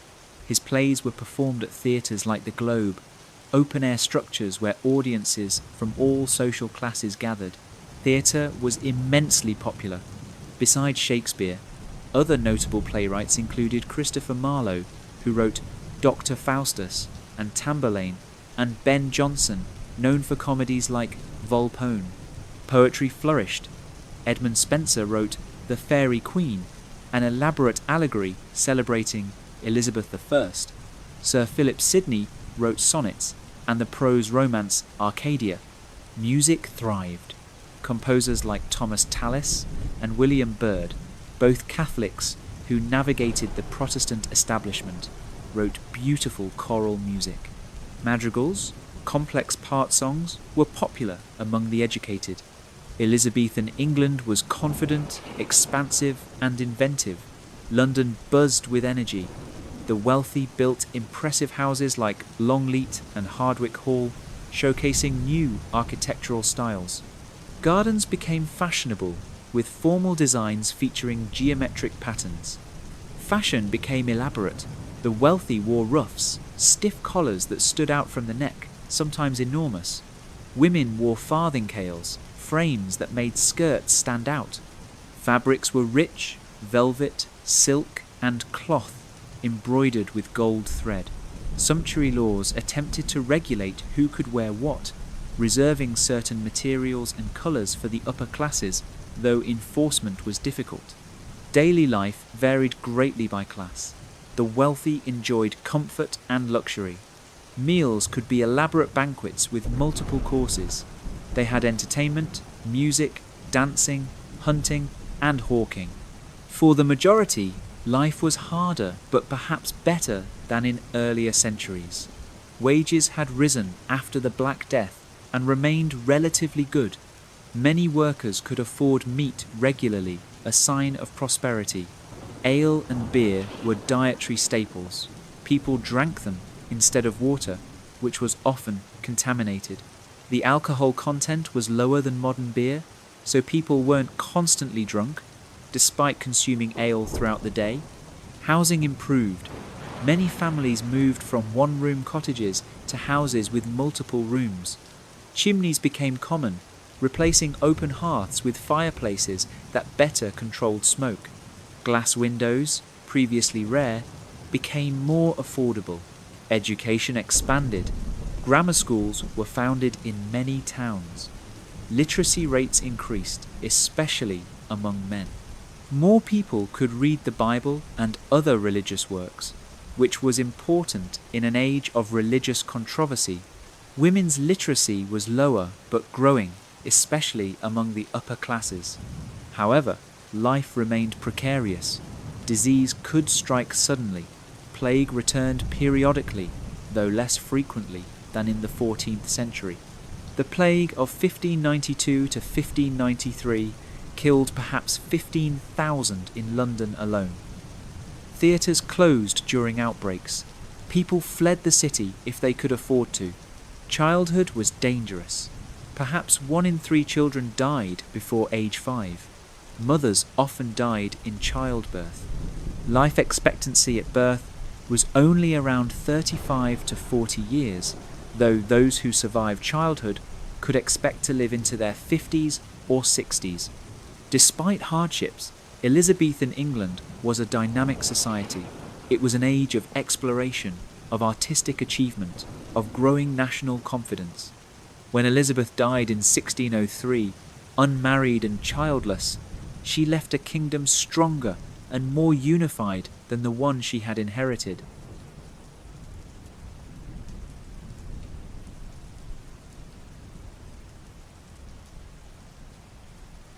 Part 5. The Stuart Period and Civil War. James I and the Union of Crowns. Elizabeth's death ended the Tudor line. The crown passed to James VI of Scotland, son of Mary Queen of Scots, who became James I of England.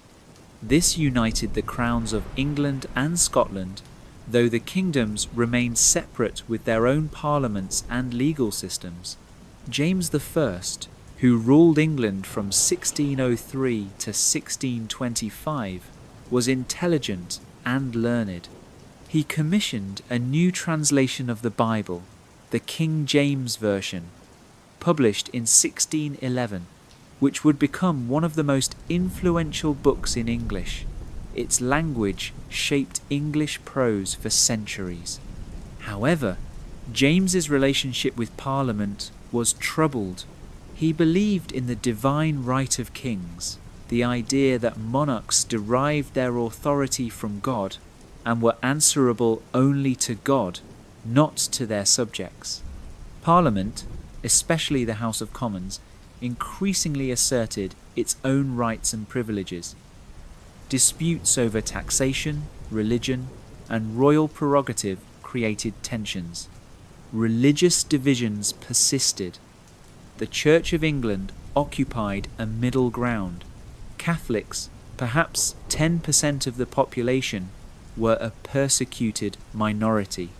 They couldn't hold office, faced fines for not attending Anglican services, and sometimes faced worse. In 1605, a group of Catholic conspirators attempted to blow up Parliament during the state opening, when the king and both houses would be present. The Gunpowder Plot, as it became known, was discovered. Guy Fawkes, found guarding barrels of gunpowder beneath the House of Lords, was arrested, tortured, and executed. The plot intensified anti-Catholic feeling. On the other side, Puritans wanted further reform of the Church. They objected to bishops, elaborate ceremonies, and anything they considered remnants of Catholic practice. They emphasized preaching, Bible reading, and strict moral behavior. Some Puritans, despairing of reform, left England for the New World. The Mayflower carried Puritan separatists to America in 1620, where they founded Plymouth Colony. Charles I and the road to civil war. James's son Charles I, who ruled from 1625 to 1649, proved even less able to work with Parliament. Charles was devout, dignified, but inflexible. He believed deeply in royal authority and had little patience for parliamentary opposition. Disputes over money led to repeated conflicts. Charles wanted funds for wars, but Parliament resisted granting them without concessions. In 1629, after particularly bitter disputes, Charles dissolved Parliament and ruled without it for 11 years. This period, called the personal rule or the 11 years tyranny, depending on one's perspective, saw Charles raise money through controversial means, including reviving obsolete taxes and extending ship money, a tax traditionally paid by coastal towns for naval defence, to the whole kingdom. Religious policies also caused trouble. Charles's Archbishop of Canterbury, William Laud, tried to impose uniformity on the Church, enforcing ceremonies Puritans hated. Laud's policies seemed to many to be moving the Church of England back toward Catholicism. Charles's wife, Henrietta Maria, was Catholic, fueling suspicions. The crisis came from Scotland. In 1637, Charles tried to impose a new prayer book on the Scottish Church. Scots rioted. In 1638, Scottish Presbyterians signed the National Covenant, pledging to resist changes to their church. The bishops' wars followed, with Charles attempting to subdue Scotland by force, but lacking the money to fund an effective army. Desperate for funds, Charles recalled Parliament in 1640. The short Parliament lasted just 3 weeks before Charles dissolved it again when it refused to grant money without addressing grievances. But military defeats forced him to call another Parliament. The Long Parliament, so called because it would last, in one form or another, for 20 years, assembled in November 1640. Parliament immediately attacked the king's advisers. Laud was arrested and eventually executed. The Earl of Strafford, Charles's chief minister, was also executed. Parliament passed acts limiting royal power, including a law requiring Parliament to meet at least every 3 years. Tensions escalated. In January 1642, Charles entered the House of Commons with armed men to arrest 5 members he accused of treason. The members had been warned and fled. Charles had violated parliamentary privilege. It was an outrageous act that turned many against him. Both sides prepared for war. Charles left London and raised his standard at Nottingham in August 1642. The English Civil War had begun. The English Civil War. The Civil War divided the nation. Broadly, the North and West supported the king, called Royalists or Cavaliers. The South-East and major cities, including London, supported Parliament, called Parliamentarians or Roundheads. But families were divided. Brothers fought on opposite sides. Local feuds and personal loyalties complicated allegiances. The war was bitter. Early battles were indecisive. At Edgehill in October 1642, the first major battle, neither side won decisively. Fighting continued for years, devastating the countryside. Armies plundered as they moved. Villages were burned. Fields were destroyed. The economy suffered. Parliament's advantages gradually told. They controlled richer areas, including London, providing more resources. They allied with the Scots, who sent an army to support them. Most importantly, Parliament reorganised its army. The new model army, created in 1645, was a professional force trained and paid regularly. Its soldiers were promoted by merit rather than social status. Oliver Cromwell, a member of Parliament and a brilliant military commander, led its cavalry. The new model army proved decisive. At Naseby in June 1645, it crushed the Royalist army. Other defeats followed. By spring 1646, the king's cause was lost. Charles surrendered to the Scots, who handed him over to Parliament. What to do with the captured king? Parliament was divided. Moderates wanted to negotiate with Charles, restoring him with limitations on his power. Radicals, especially in the army, didn't trust him. They were right to be suspicious. Charles negotiated in bad faith, playing factions against each other, hoping to escape and renew the war. In 1648, a second civil war erupted as royalists rose again, and the Scots invaded in support of Charles. The new model army crushed these uprisings. Cromwell and other army leaders decided Charles could never be trusted. He had to be dealt with permanently. Execution and Republic. In December 1648, the army purged Parliament of members who opposed trying the king.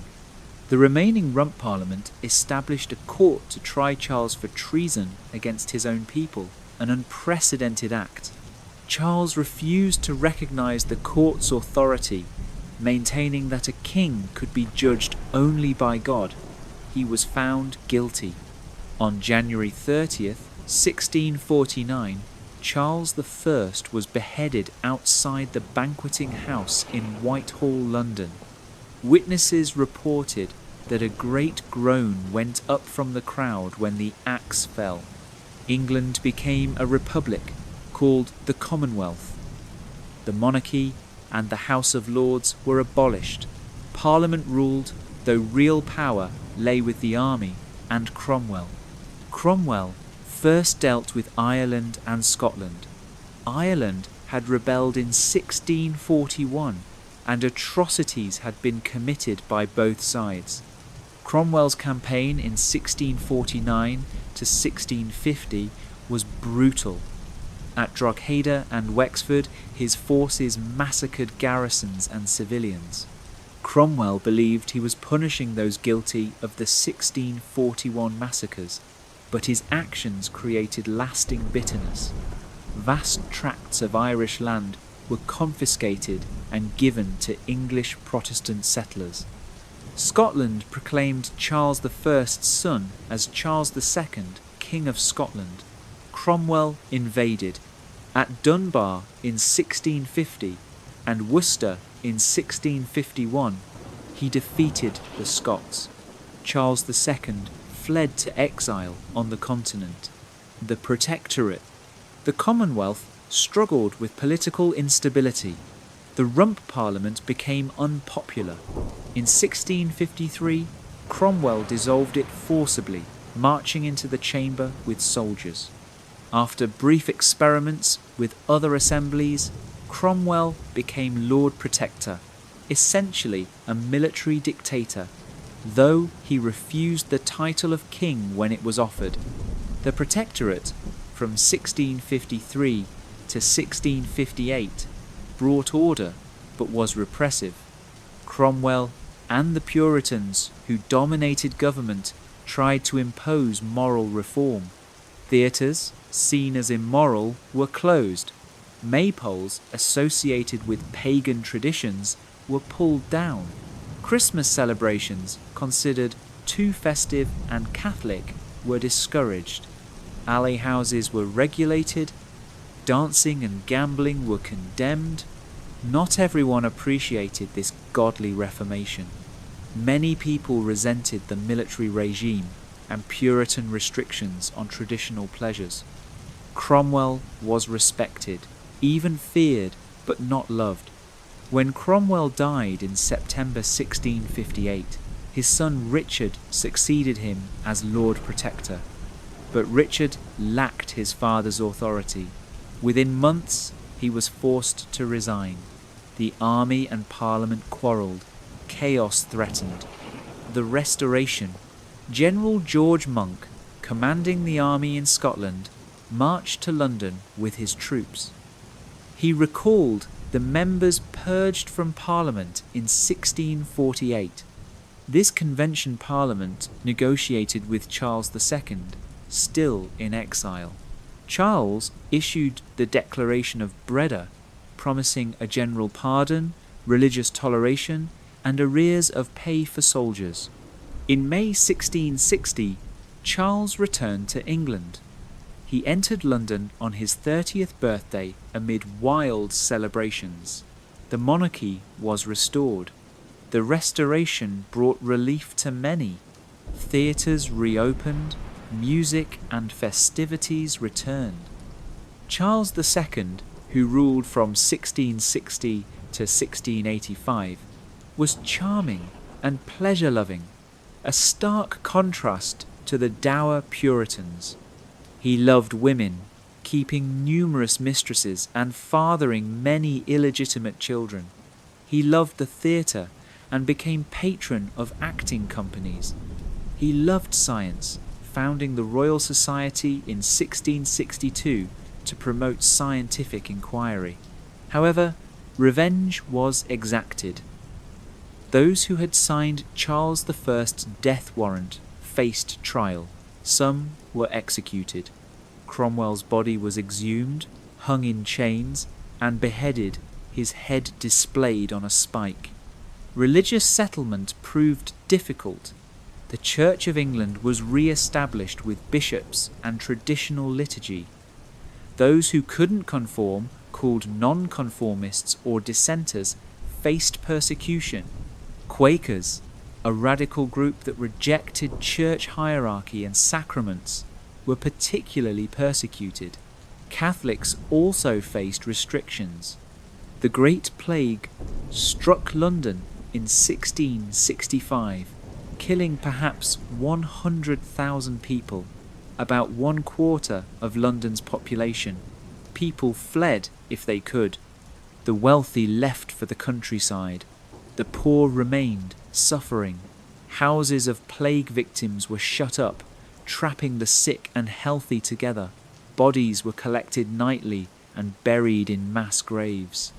The following year brought another disaster. In September 1666, a fire started in a bakery on Pudding Lane. Fanned by strong winds and fueled by wooden buildings, the fire spread rapidly. The Great Fire of London raged for 4 days, destroying over 13,000 houses, 87 churches, including the medieval St. Paul's Cathedral, and most of the City of London. Remarkably, fewer than 10 deaths were recorded, though the true number was likely higher, as deaths of the poor and homeless may not have been recorded. The destruction was enormous, but it also provided an opportunity. London was rebuilt, this time largely in brick and stone. Sir Christopher Wren designed a new street, Paul's Cathedral, completed in 1711, a masterpiece of English Baroque architecture. Wren also designed dozens of new parish churches, politics and religion in Restoration England. Charles II's reign saw the development of political parties. 2 factions emerged, Whigs and Tories. Whigs, generally supporting Parliament's rights and religious toleration for Protestants, drew support from merchants and dissenters. Tories, supporting royal prerogative and the Church of England, drew support from landed gentry and the Church. The exclusion crisis of 1678 to 1681 centred on Charles' brother James, Duke of York, who had converted to Catholicism. Whigs tried to exclude James from the succession, fearing a Catholic king. Charles resisted, asserting his brother's right. The crisis was diffused, but anxieties remained. When Charles died in 1685, James became James II. He was openly Catholic and determined to help his co-religionists. He appointed Catholics to high positions, contrary to law. He tried to grant religious toleration through royal declarations, bypassing Parliament. Both Whigs and Tories united in opposition. They might disagree on many things, but they agreed that England must remain Protestant. In June 1688, James's wife gave birth to a son, ensuring a Catholic succession. This was the last straw. Leading politicians invited William of Orange, James's son-in-law and husband of James's Protestant daughter Mary, to invade England. William, who ruled the Netherlands and was a Protestant champion, fighting against Louis XIV of France, accepted. William landed in November 1688 with a Dutch army. James's support collapsed. His officers and troops deserted. James fled to France. Parliament declared that James had abdicated. William and Mary were proclaimed joint monarchs. This was the Glorious Revolution, so called because it was relatively bloodless in England, though fighting occurred in Scotland and especially Ireland, where James tried to regain his throne with French and Irish support. William defeated James at the Battle of the Boyne in 1690, securing Protestant rule, the Bill of Rights and constitutional monarchy. Parliament, having placed William and Mary on the throne, asserted its own authority. The Bill of Rights, passed in 1689, established important principles. It declared that suspending laws without parliamentary consent was illegal, as was levying taxes without Parliament's approval. It guaranteed free elections and regular parliaments. It protected parliamentary speech from prosecution. It prohibited cruel and unusual punishments. England now had a constitutional monarchy. The monarch was not absolute, but ruled through Parliament. This settlement would develop over the following century into the parliamentary system that still exists. The Toleration Act of 1689 granted freedom of worship to Protestant dissenters, though they still faced some restrictions. Catholics and Unitarians were excluded from toleration. Scotland and England moved toward closer union. In 1707, the Act of Union joined England and Scotland into a single kingdom, Great Britain. Scotland retained its own legal system and Presbyterian church, but accepted the English Parliament and monarchy. Scots gained access to English colonial trade. The union was controversial in Scotland, but was accepted, partly because Scotland faced economic problems and saw economic benefits. Part 6. The 18th century Hanoverian Britain. The Georgian succession. When Queen Anne, the last Stuart monarch, died in 1714 without surviving children, the crown passed to George I of Hanover, a German prince descended from James I through the female line. George I spoke little English and spent much time in Hanover. His son George II, who reigned from 1727 to 1760, was also more interested in Hanover than Britain. The George's detachment allowed Parliament and ministers to gain more power. Robert Walpole, who served from 1721 to 1742, is often called Britain's first Prime Minister, though the title wasn't official then. He managed Parliament, controlled patronage, and ran the government while the king attended to Hanover. The period saw Jacobite uprisings. Jacobites, supporters of the exiled Stuart line, believed that James II's son and grandson had a better claim to the throne than the Hanoverians. In 1715 and 1745, Jacobite rebellions attempted to restore the Stuarts. The 45, led by Charles Edward Stuart, Bonnie Prince Charlie, the grandson of James II, won initial successes in Scotland. The Jacobites marched into England, reaching as far as Derby, causing panic in London. But promised French support didn't materialise, and English Jacobites didn't rise. The Jacobites retreated to Scotland, where they were crushed at Culloden in April 1746. The defeat was followed by brutal reprisals. Highlanders were disarmed. Traditional Highland dress, including kilts, was banned. The clan system was broken. The Highlands were pacified and integrated into Britain, ending Scotland's last real independence. Life in 18th century Britain. 18th century Britain saw significant social and economic changes.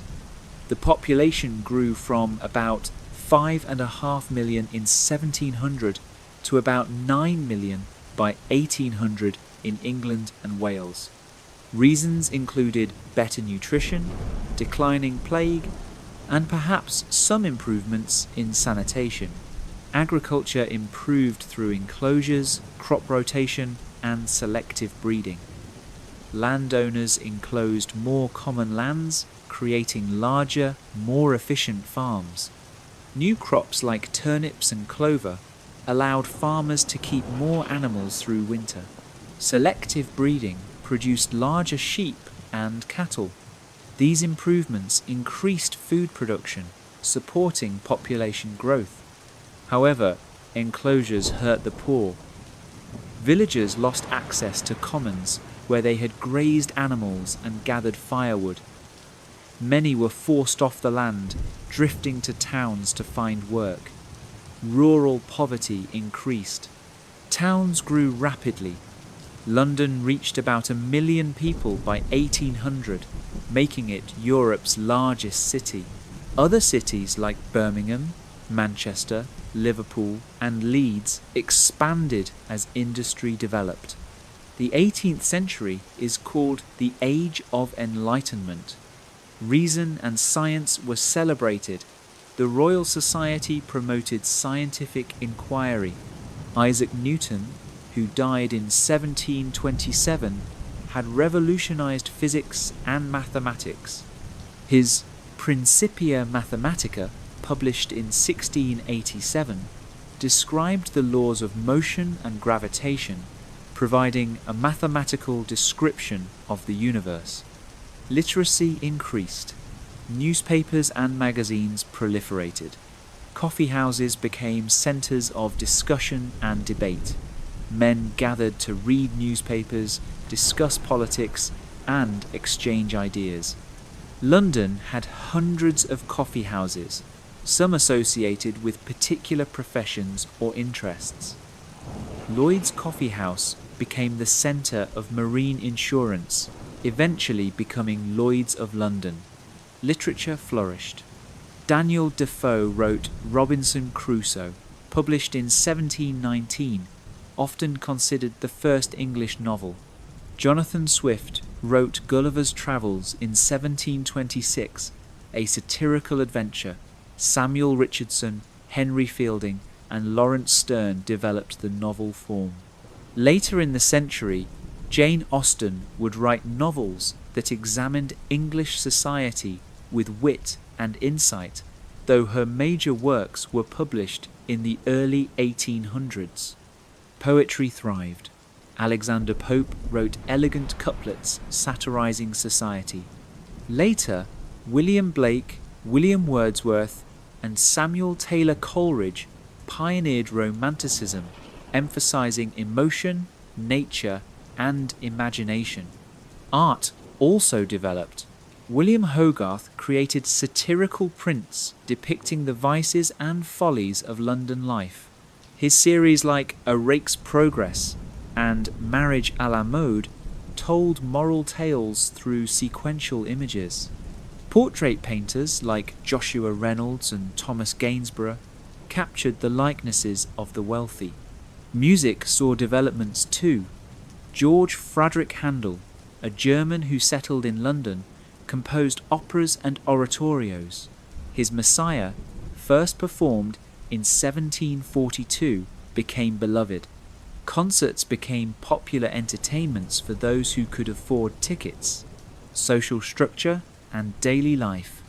Society remained hierarchical. At the top were the aristocracy, perhaps a few hundred families who owned vast estates and dominated politics.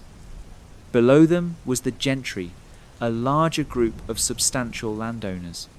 Together, these groups formed the ruling elite. The middle ranks expanded. Merchants, lawyers, doctors, and clergy formed a growing professional middle class. Prosperous shopkeepers and master craftsmen also joined this group. These people weren't wealthy like aristocrats, but lived comfortably. They could afford servants, perhaps one or two, and enjoyed genteel pursuits like reading and attending concerts. The labouring poor formed the majority. They worked as servants, agricultural labourers, craftspeople, and in early factories.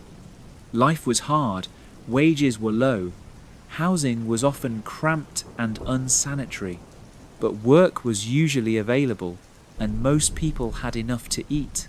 Unlike in earlier centuries when famine was common, the very poor, those unable to work due to age, illness, or disability, relied on charity or poor relief.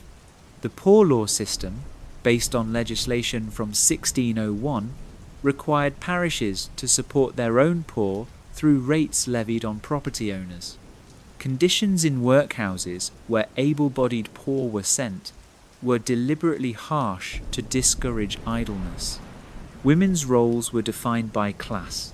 Upper-class women managed households, supervised servants, paid social calls, and engaged in accomplishments like music and needlework. They couldn't work for pay without losing status. Middle-class women had similar expectations, but might help with family businesses. Working-class women worked as servants in textile production, as market sellers, or in various trades. marriage and motherhood were expected. Unmarried women, especially middle-class spinsters, had difficult lives with limited options. Children's experiences varied by class. Wealthy children were often raised by nursemaids and tutors, seeing their parents formally.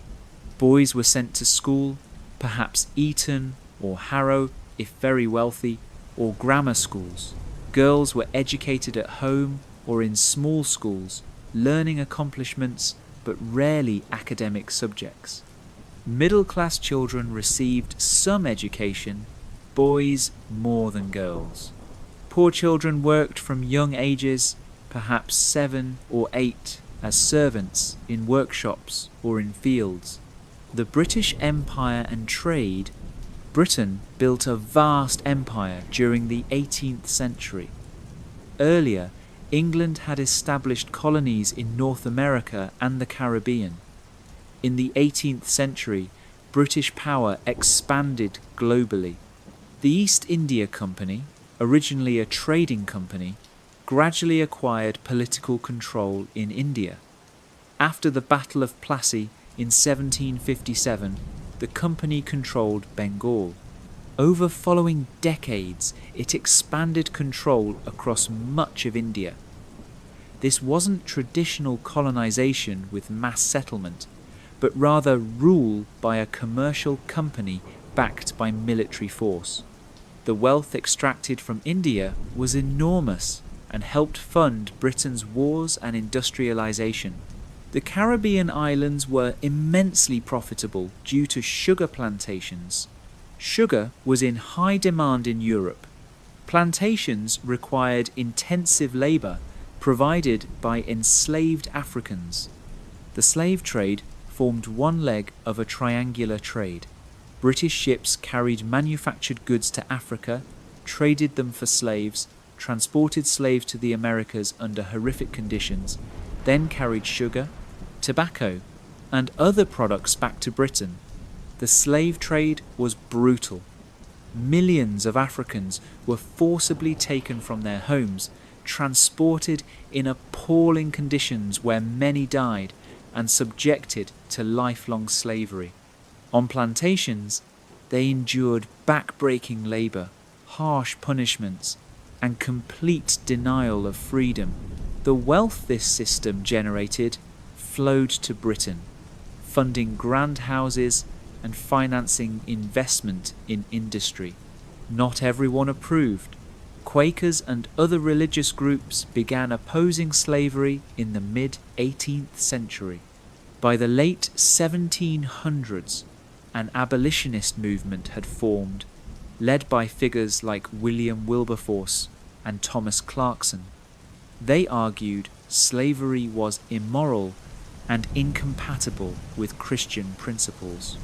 Their campaign would eventually succeed, but not until the next century. The loss of America. Britain's American colonies prospered, but increasingly resented British control. After the 7 Years' War, 1756 to 1763, which saw Britain defeat France and Spain and gain vast territories in North America, Britain tried to make the colonies help pay war debts through new taxes. Colonists objected. They had no representation in Parliament yet, were being taxed. No taxation without representation became their rallying cry. Tensions escalated through the 1760s and 1770s.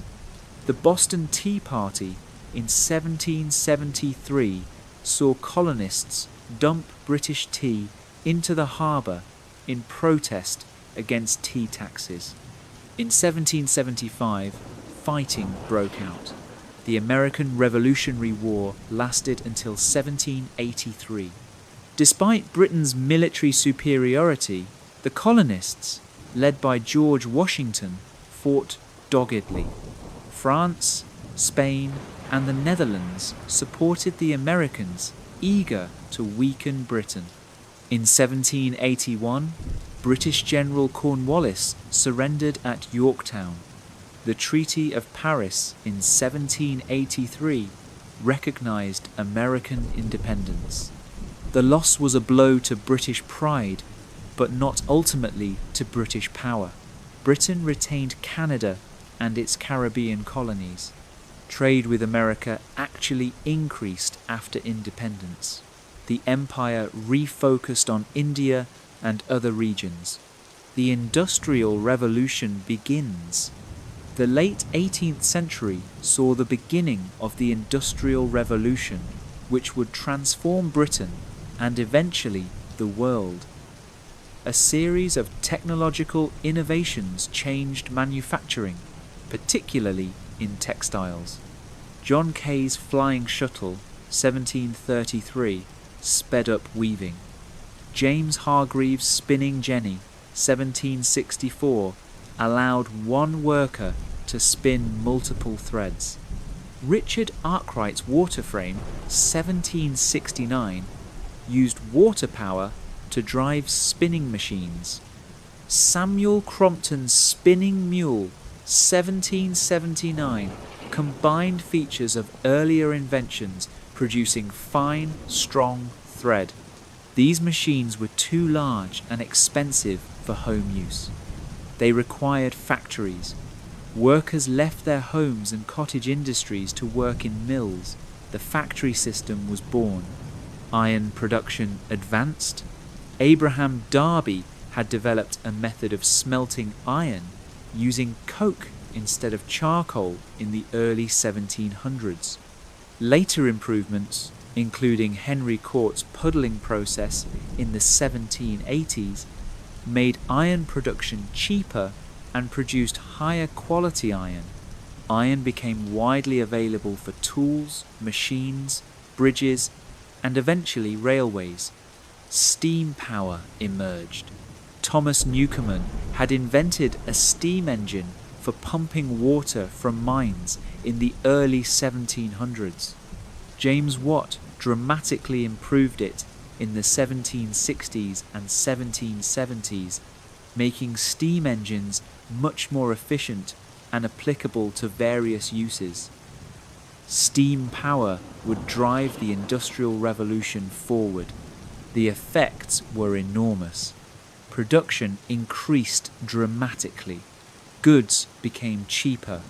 Wealth grew, but so did social problems. Factory work was hard, dangerous, and repetitive.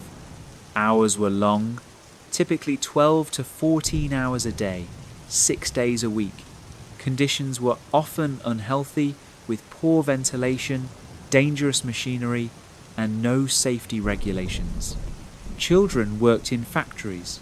Boys and girls as young as 5 or 6 laboured alongside adults, crawling under machines to clean them while they ran, tying broken threads in textile mills, or working in mines. Reformers would eventually campaign against child labour, but in the late 1700s it was accepted as normal. Towns grew rapidly but chaotically. Housing was built quickly and cheaply for workers. Families crammed into tiny, poorly built houses. Sanitation was primitive. Water supplies were often contaminated. Disease spread easily. Industrial towns were dirty, crowded, and unhealthy. Yet people came because there were jobs and wages, however low. The countryside couldn't support everyone as population grew and enclosures reduced opportunities. Factory work, for all its hardships, offered survival. Part 7. The 19th Century, Victorian Britain and Empire. The Napoleonic Wars. The early 1800s were dominated by war with France. The French Revolution in 1789 had overthrown the monarchy and led to years of turmoil.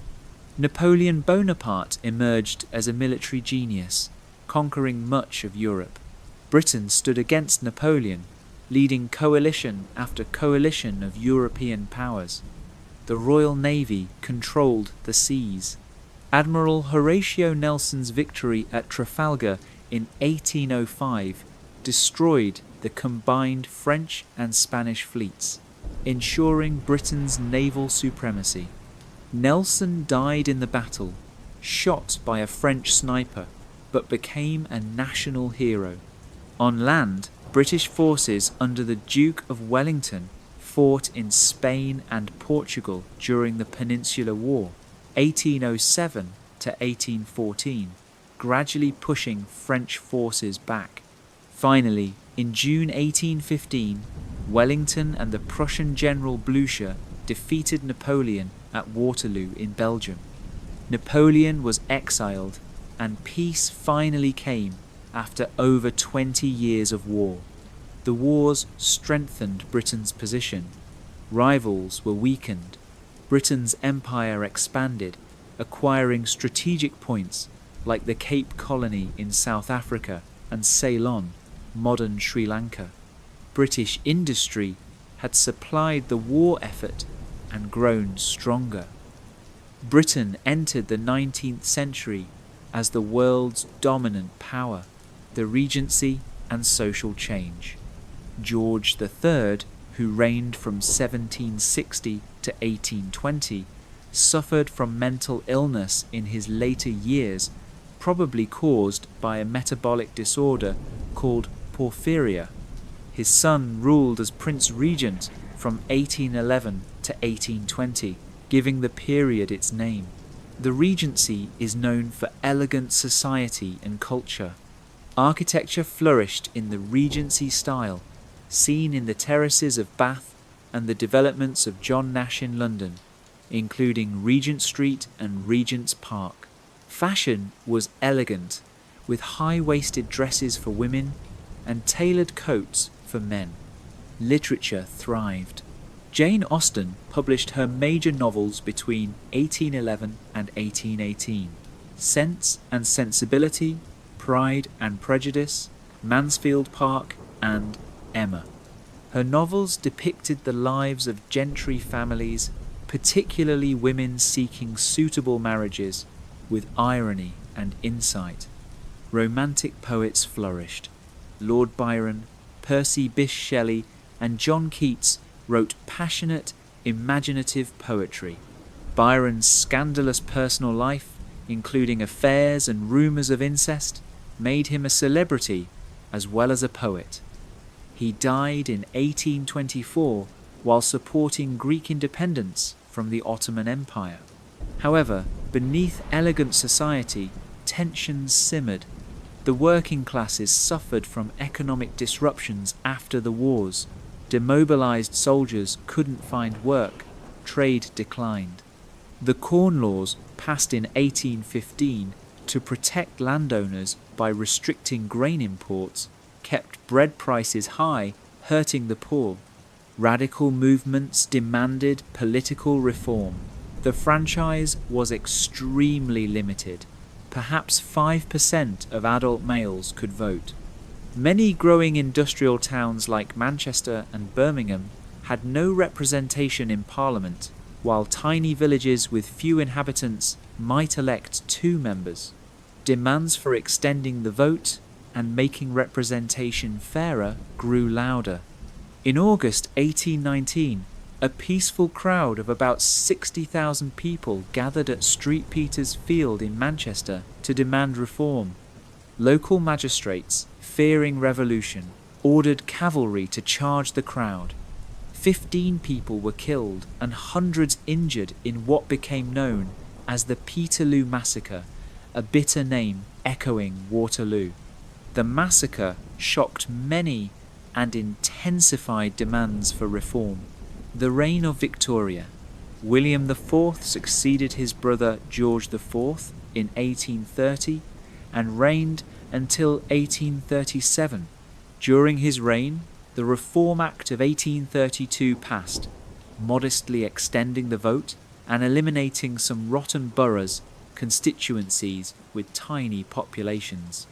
It was a first step toward democracy, though the vote was still limited to property-owning men. In 1837, 18-year-old Victoria became queen. Her reign, lasting 63 years until 1901, would give its name to an era. Victoria married her cousin, Prince Albert of Saxe-Coburg and Gotha, in 1840. Albert was intelligent, serious, and devoted to public service. He promoted arts, sciences, and industry. His greatest achievement was organizing the Great Exhibition of 1851, held in the specially built Crystal Palace in Hyde Park, London. The Great Exhibition showcased Britain's industrial and imperial might. Over 6 million people visited, marvelling at displays from around the world. The centrepiece was the Crystal Palace itself, a massive structure of iron and glass, a symbol of modernity. The exhibition made a profit, which was used to found the Victoria and Albert Museum, the Science Museum, and the Natural History Museum in South Kensington. Albert died suddenly in 1861 of typhoid fever, aged 42. Victoria was devastated. She wore black for the rest of her life and withdrew from public view for years, leading to Republican sentiments.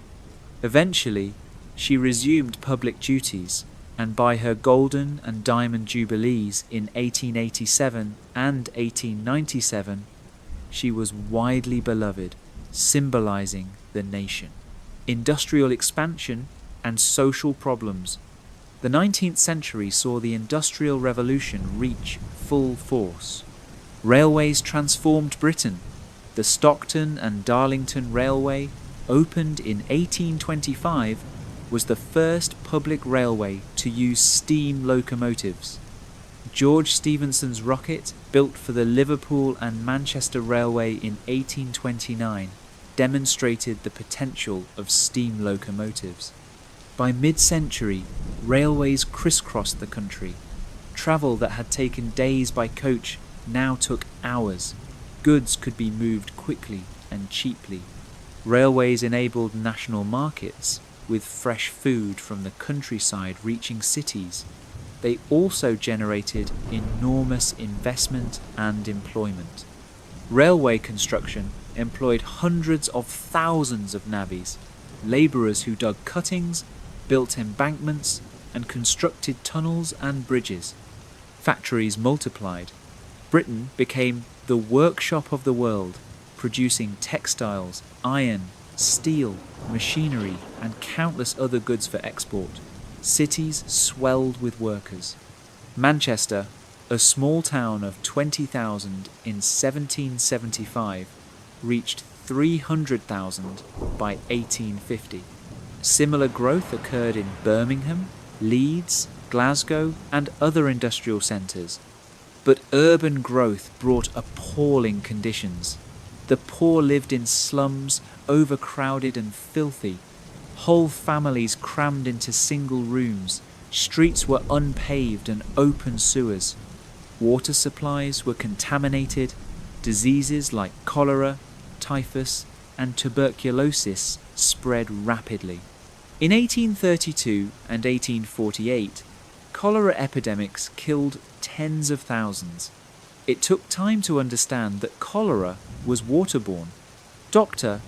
John Snow's investigation during the 1854 outbreak in London, where he traced cases to a contaminated water pump, was a landmark in epidemiology. Conditions in factories remained harsh. Reformers like Lord Shaftesbury campaigned for factory legislation.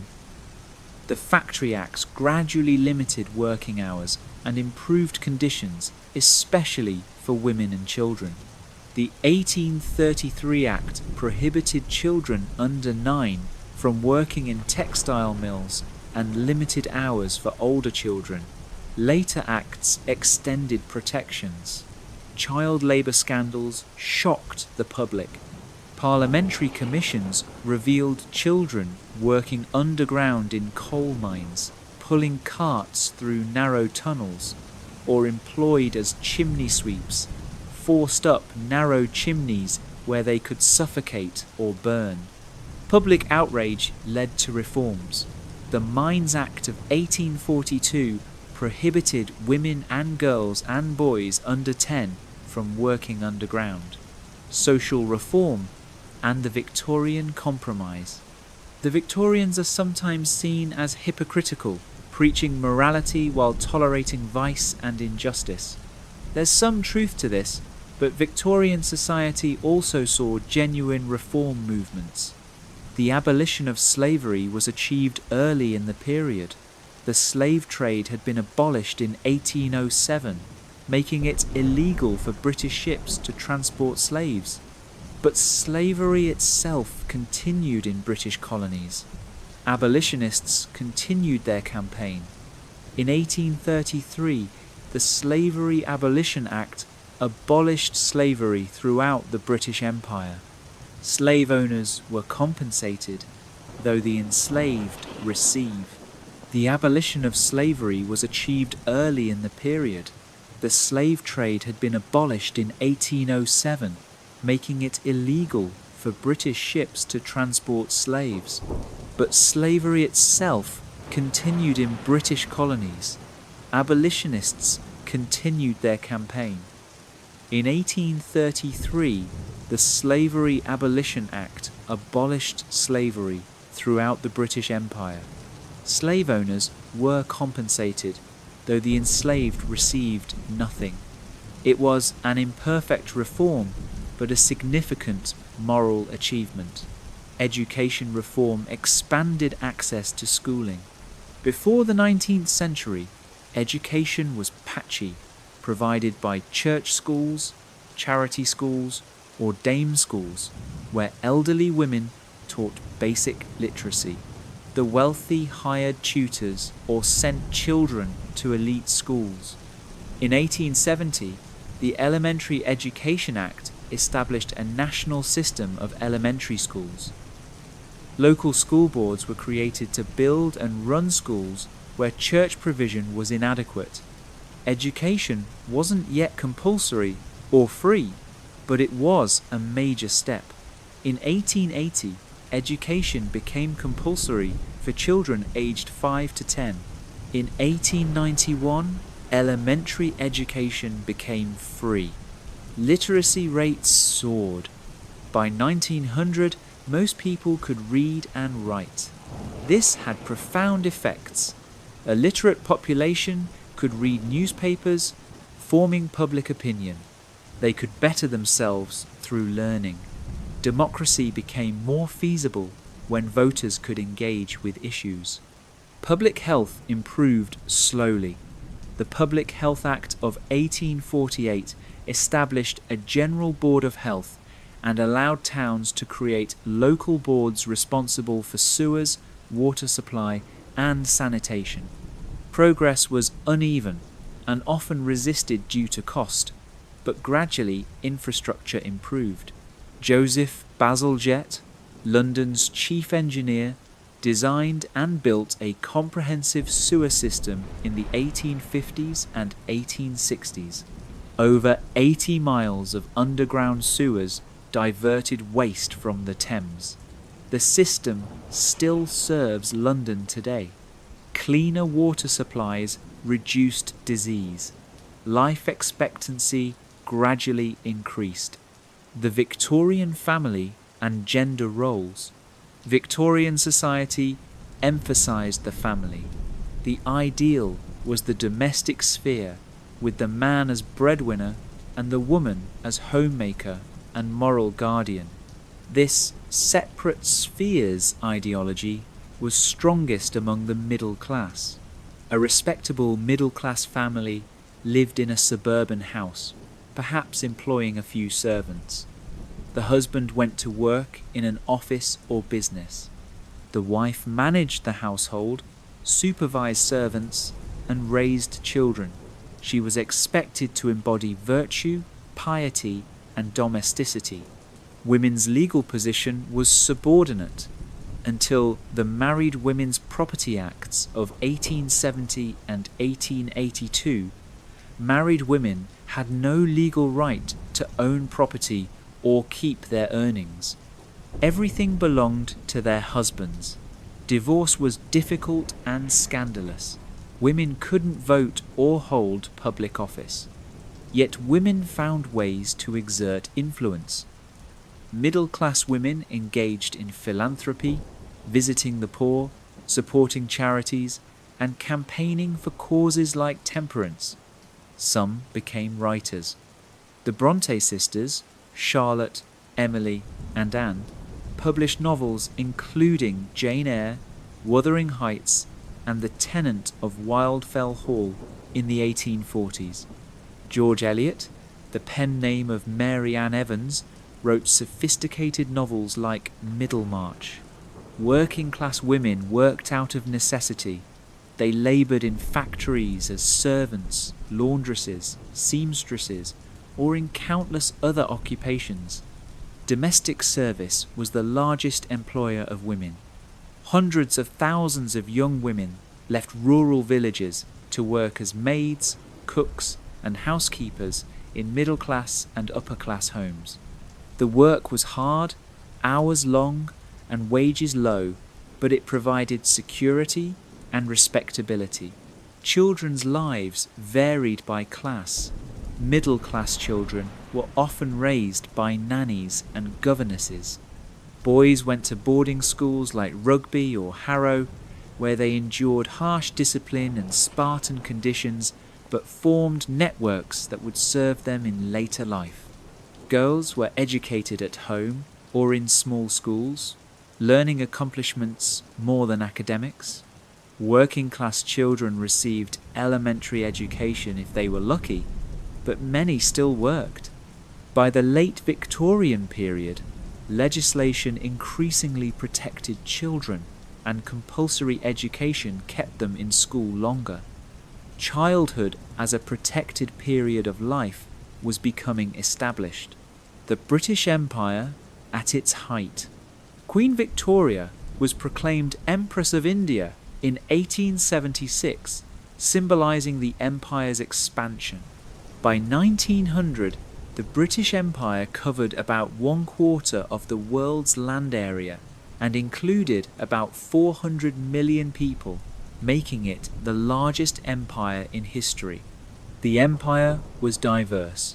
India was the jewel in the crown, controlled by the British government after the Indian Rebellion of 1857, when the East India Company's rule was ended.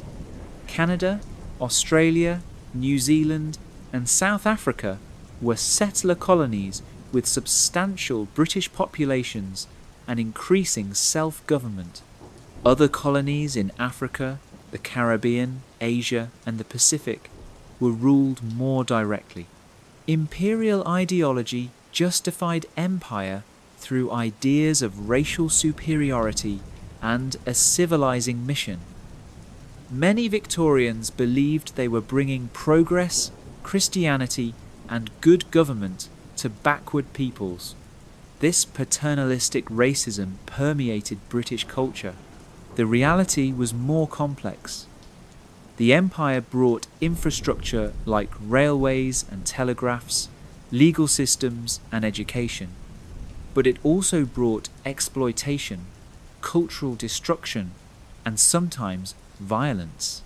Colonial subjects had little say in their governance.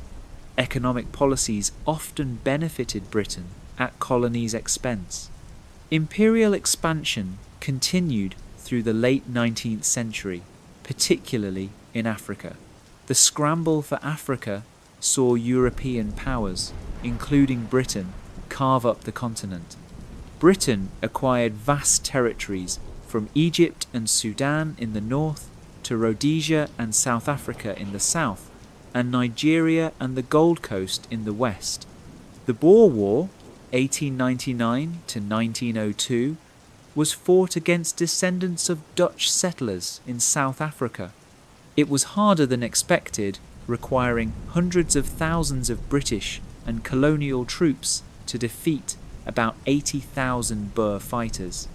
The British used controversial tactics, including concentration camps where Boer civilians were interned, and thousands died from disease and malnutrition. The war raised questions about imperial morality and cost. Victorian culture and thought. Victorian culture was rich and varied. Literature flourished. Charles Dickens, perhaps the most famous Victorian novelist, wrote vivid portrayals of London life, from the workhouses in Oliver Twist to the debtors' prisons in Little Dorrit. His novels combined entertainment with social criticism, highlighting the plight of the poor. Other major novelists included William Thackeray, Anthony Trollope, and Thomas Hardy. Each offered different perspectives on Victorian society. Hardy's novels, set in rural Wessex, explored how industrialization and social change affected traditional communities. Poetry ranged from Alfred Lord Tennyson's lyrical verses to Robert Browning's dramatic monologues. Tennyson served as poet laureate for over 40 years, his work reflecting Victorian values and anxieties. The Pre-Raphaelite Brotherhood, founded in 1848 by painters including Dante Gabriel Rossetti and John Everett Millais, rejected academic conventions and sought inspiration in medieval and early Renaissance art. Their detailed, colourful paintings often depicted literary and mythological subjects. Science advanced rapidly. Charles Darwin published On the Origin of Species in 1859, proposing evolution by natural selection. This challenged biblical accounts of creation and sparked controversy, though many eventually reconciled evolution with faith. Darwin's ideas profoundly influenced not just biology, but social thought. Other scientific developments included Michael Faraday's work on electricity, James Clerk Maxwell's equations unifying electricity and magnetism, and advances in chemistry, medicine, and engineering. The Victorians believed in progress through science and technology. Philosophy and social thought grappled with industrialization's effects. John Stuart Mill wrote on liberty, utilitarianism, and political economy, advocating individual freedom and women's rights. Karl Marx, living in London in exile, wrote Das Kapital, analysing capitalism and predicting its overthrow. His ideas would profoundly influence the 20th century. Religion remained important, but faced challenges. Church attendance was high, especially among the middle class. The Victorian Sunday was strictly observed, with work prohibited and families attending church. Yet doubts spread. Scientific discoveries, biblical criticism, and industrial society's harshness led some to question faith. The Oxford movement, beginning in the 1830s, sought to revive Catholic traditions within the Church of England. Its leaders, including John Henry Newman, emphasized ritual and sacramental theology. Some, including Newman, ultimately converted to Roman Catholicism. Evangelicalism, emphasizing personal conversion and moral reform, was influential. Evangelicals campaigned against social evils, promoted missionary work, and emphasized Bible reading and family prayer. Late Victorian society and politics. The late Victorian period saw continued political reform. The Reform Acts of 1867 and 1884 further extended the vote. By 1885, most adult men could vote, though universal male suffrage wouldn't come until 1918. Trade unions grew stronger. Early unions had been small and often restricted to skilled craftsmen. In the late 19th century, new unions organised unskilled workers. The dock strike of 1889 in London, where dockers demanded 6 pence per hour, was a turning point. Public support for the strikers led to victory, demonstrating workers' collective power. The Labour Party emerged, though it wasn't officially founded until 1906. Working class representation in Parliament grew, challenging the dominance of conservatives and liberals. The women's suffrage movement gained momentum. Women had been campaigning for the vote since the mid-19th century, but progress was slow. In 1897, various suffrage societies united as the National Union of Women's Suffrage Societies, led by Millicent Fawcett. They pursued constitutional methods, petitioning Parliament and organising peaceful demonstrations. In 1903, Emmeline Pankhurst founded the Women's Social and Political Union, whose members became known as suffragettes. They adopted more militant tactics, which would escalate in the following century. Daily life at the end of Victoria's reign. By 1900, Britain had been transformed. It was an industrial, urban, imperial power with the world's strongest navy and largest empire. Living standards had risen for many, though poverty and inequality persisted. The middle class had expanded greatly. Clerks, teachers, shopkeepers, and professionals formed a substantial proportion of society. They valued respectability, hard work, and self-improvement. They lived in suburban terraces with small gardens, read newspapers and magazines, and took holidays at the seaside. Working-class life had improved compared to early Victorian conditions, but remained hard. Most workers laboured long hours for modest wages. Housing was better, but still crowded. Many families lived in 2 or 3 rooms.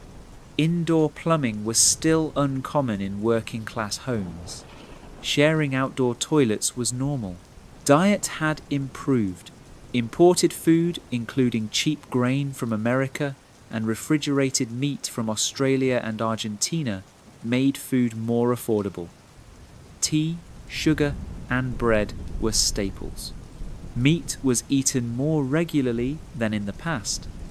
Fish and chips, sold from shops, became a popular cheap meal. Entertainment diversified. Music halls, variety theatres featuring singers, comedians, and performers were popular with the working and middle classes. Football became the national sport, with professional leagues established in 1888. Cricket remained popular among all classes. Bicycling became a craze in the 1890s, offering mobility and recreation. Technology changed daily life. Gas lighting and increasingly electric lighting replaced candles and oil lamps. Telephones, though still uncommon in homes, were used in businesses. The London Underground, the world's first subway system, opened in 1863 and expanded over following decades. Reading material proliferated.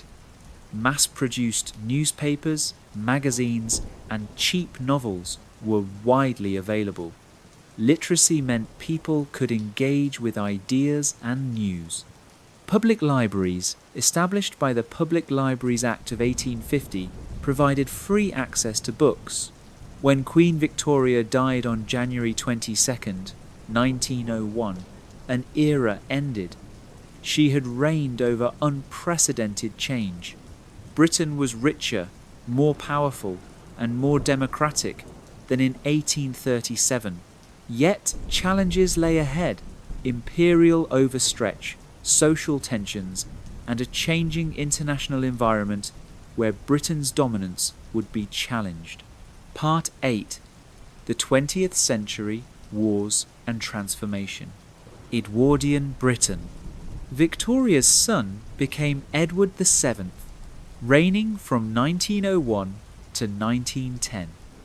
The Edwardian era is remembered as a golden afternoon, a last moment of peace and prosperity before the catastrophe of World War I.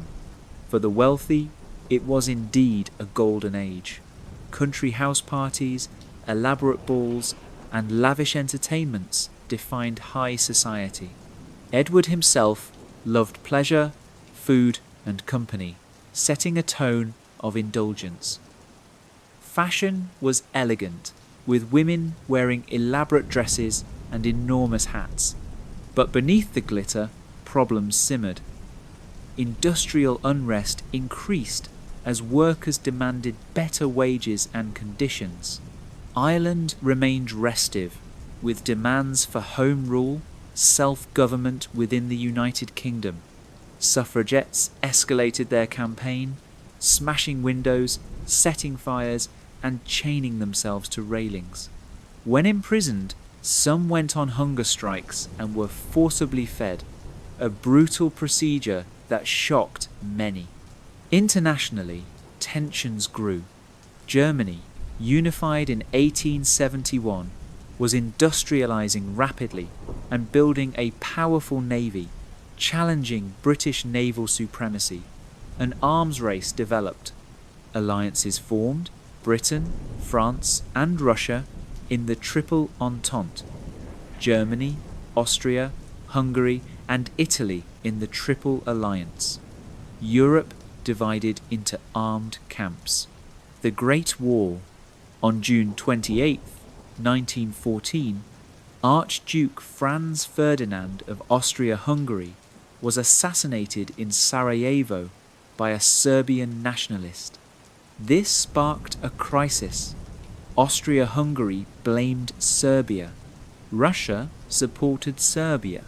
Germany supported Austria-Hungary. France supported Russia. The alliances pulled nations into war. Britain initially hesitated, but entered when Germany invaded Belgium, whose neutrality Britain had guaranteed. On August 4, 1914, Britain declared war on Germany. Most expected a short war. Soldiers and civilians alike thought they'd be home by Christmas. Instead, the war lasted 4 years and became the most devastating conflict the world had yet seen. On the Western Front, in France and Belgium, the war quickly bogged down in trench warfare. Armies dug elaborate systems of trenches protected by barbed wire and machine gun positions. Attacks across no man's land, the devastated ground between opposing trenches, resulted in horrific casualties for minimal gains. British soldiers endured appalling conditions. Trenches were muddy, cold, and infested with rats. Soldiers stood in water, developing trench foot, a painful condition caused by prolonged exposure to damp. Lice were constant companions. The smell of unwashed bodies, latrines, and decaying corpses was overwhelming. Constant shelling frayed nerves. Artillery barrages could last for days. Shells shrieked overhead and exploded, throwing up earth and shrapnel. Shell shock, what we'd now call PTSD, affected thousands. Men broke down, unable to cope with the stress. When ordered to attack, soldiers climbed out of trenches and advanced toward enemy lines. Machine guns mowed them down. On the first day of the Battle of the Somme, July 1st, 1916, the British Army suffered nearly 60,000 casualties, including almost 20,000 dead. It was the bloodiest day in British military history. The battle continued for months, ultimately costing over 400,000 British casualties for minimal territorial gain. New weapons made the war even more terrible. Poison gas, first used by Germany in 1915, caused agonizing death or permanent injury. Soldiers wore gas masks, adding to the nightmarish quality of combat. Tanks, introduced by Britain in 1916, offered some hope of breaking the stalemate, but were initially unreliable. At sea, the Royal Navy maintained a blockade of Germany, causing severe shortages. Germany responded with U-boats, submarines that attacked merchant ships, including neutral vessels. The sinking of the passenger liner Lusitania in 1915, killing over 1,000 including Americans, caused outrage. In the air, fragile aircraft engaged in dogfights. Pilots like the Red Baron became famous, but life expectancy for aviators was short. The home front. The war affected everyone. Millions of men volunteered or were conscripted. Conscription, introduced in 1916, was unprecedented in Britain, though it had been common on the continent. Men aged 18 to 41 were called up. Some objected on moral grounds. Conscientious objectors faced prison or were forced into non-combatant service. Women took on roles previously reserved for men. They worked in munitions factories, making shells and bullets. They drove buses and trams. They worked on farms in the Women's Land Army. They served as nurses near the front lines, caring for the wounded under dangerous conditions. The government controlled the economy to an extent never seen before. It directed production, rationed food, and limited personal freedoms. The Defence of the Realm Act gave the government sweeping powers, including censorship. Rationing was introduced as U-boat attacks reduced food imports. People had ration cards limiting sugar, butter, meat, and other staples. Gardens were dug up to grow vegetables.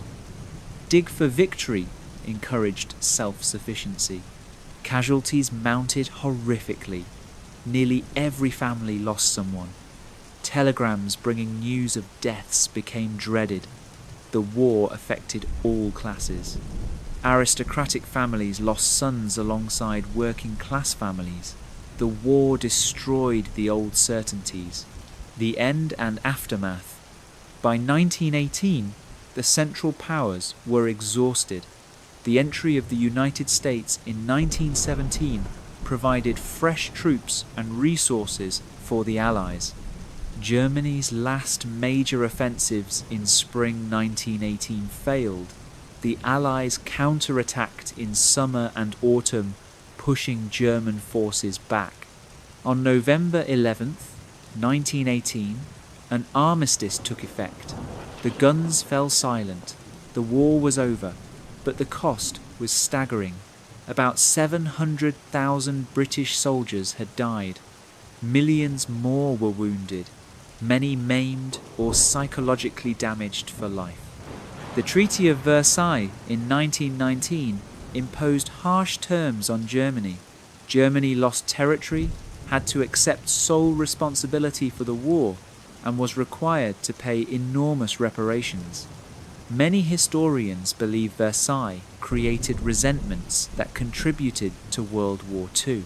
Britain gained League of Nations mandates over former German and Ottoman territories, including Palestine, Iraq, and Tanganyika. The empire reached its maximum extent, but the war had weakened Britain. It owed huge debts to the United States. Its economy was damaged. Other powers were rising. The interwar years. The 1920s and 30s were turbulent. The immediate post-war years saw economic difficulties. Returning soldiers struggled to find work. Strikes and labour unrest were common. The general strike of 1926, called by the Trades Union Congress in support of coal miners facing wage cuts, saw millions of workers walk out. The government mobilized volunteers to maintain essential services. The strike lasted 9 days before collapsing, a defeat for the labor movement. The Great Depression, beginning with the Wall Street crash in 1929, hit Britain hard. Unemployment soared, reaching over 3 million by 1932. Traditional industries like coal mining, shipbuilding, and textiles collapsed as demand fell. Areas dependent on these industries, like South Wales, Northeast England and Scotland, suffered terribly. The Jarrow March of 1936, where unemployed workers walked from Jarrow to London to present a petition, symbolised the desperation. Yet parts of Britain prospered. New industries, including automobile manufacturing, electrical goods and chemicals, grew. The Midlands and South East saw relative prosperity. Suburbs expanded around cities as housing was built. Home ownership increased with low-interest mortgages. Consumer culture developed. More people owned radios. The BBC, founded in 1922, broadcast entertainment and news. Cinema became hugely popular. Going to the pictures was a regular treat. Hollywood films dominated, but British cinema also produced films. Women's lives changed. Women over 30 gained the vote in 1918. In 1928, the voting age for women was lowered to 21, equal with men. Women increasingly worked outside the home, though opportunities remained limited and wages lower than men's. Fashion changed dramatically. The flapper style of the 20s, with short skirts and bobbed hair, symbolised women's new freedoms, though the reality was often more constrained than the image suggested. The shadow of war. Through the 30s, international tensions grew. In Germany, Adolf Hitler and the Nazi Party came to power in 1933.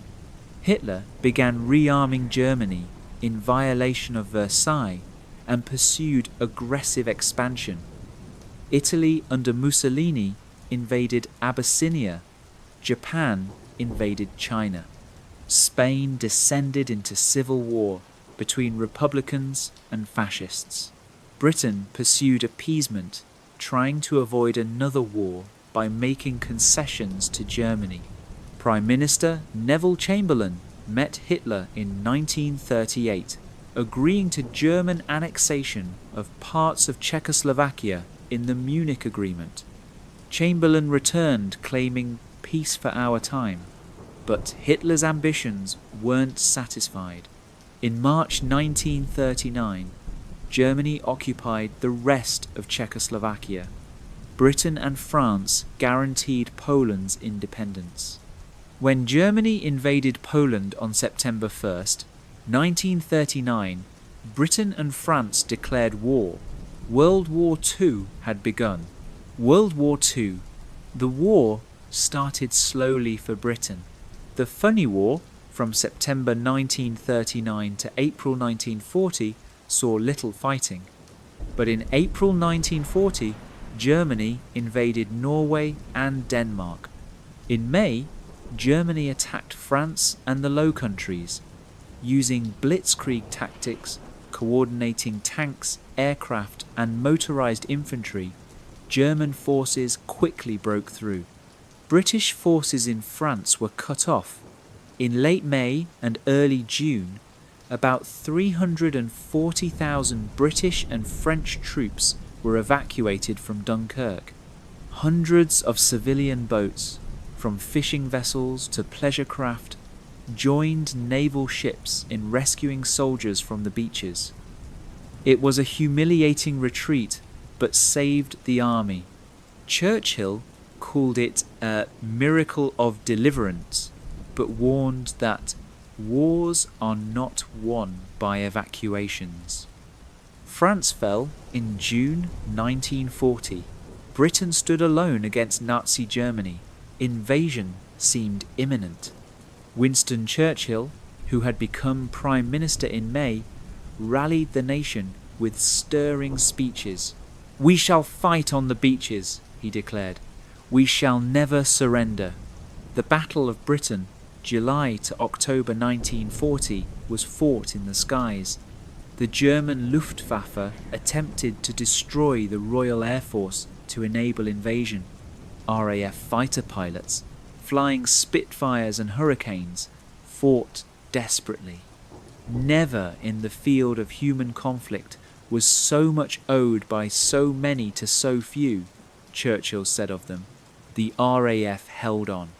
Germany postponed invasion indefinitely, but Germany launched the Blitz, bombing British cities. London was bombed for 57 consecutive nights from September 1940.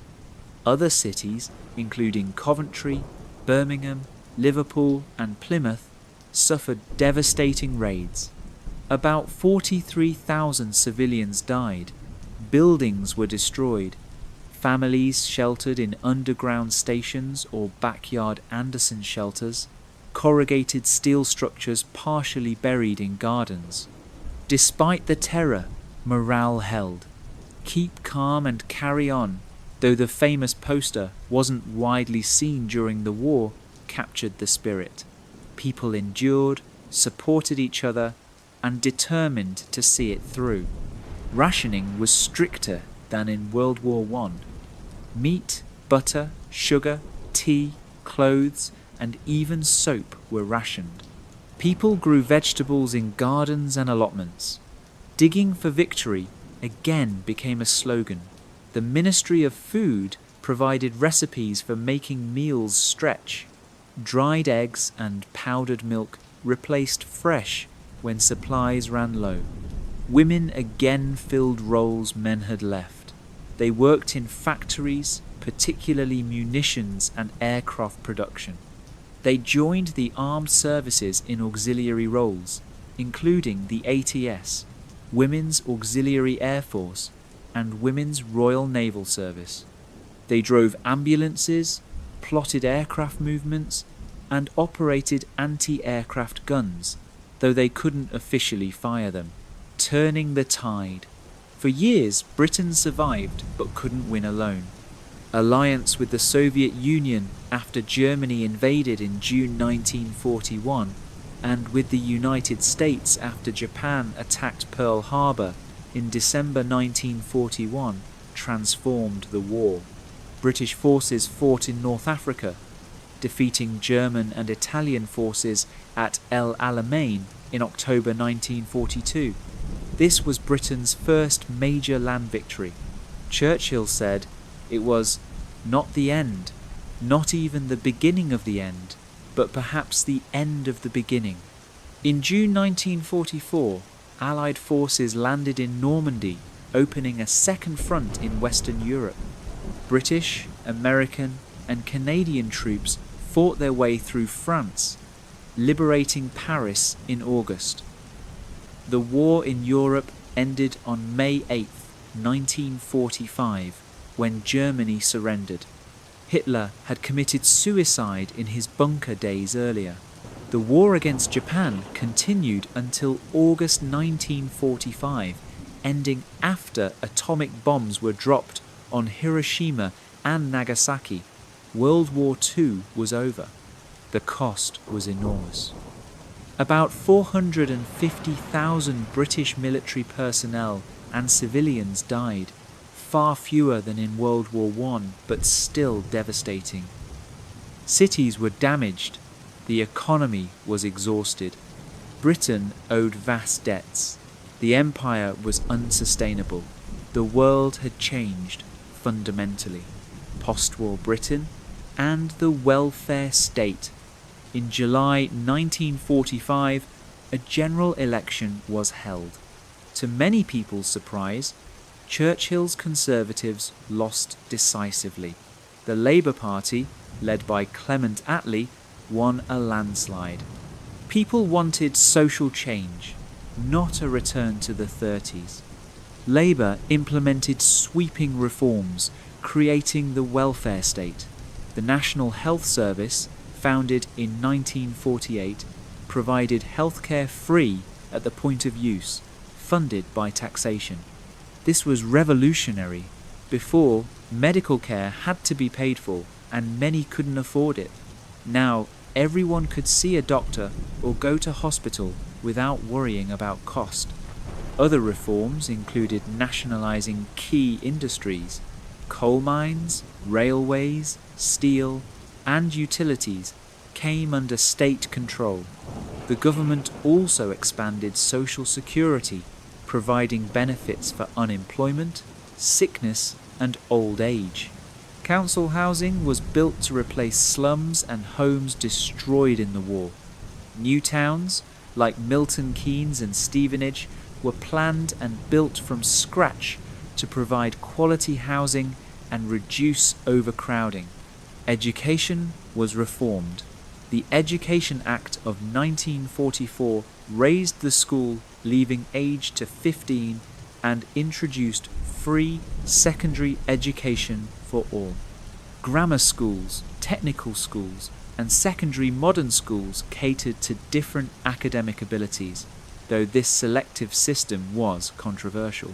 These reforms created a safety net, ensuring basic standards of living.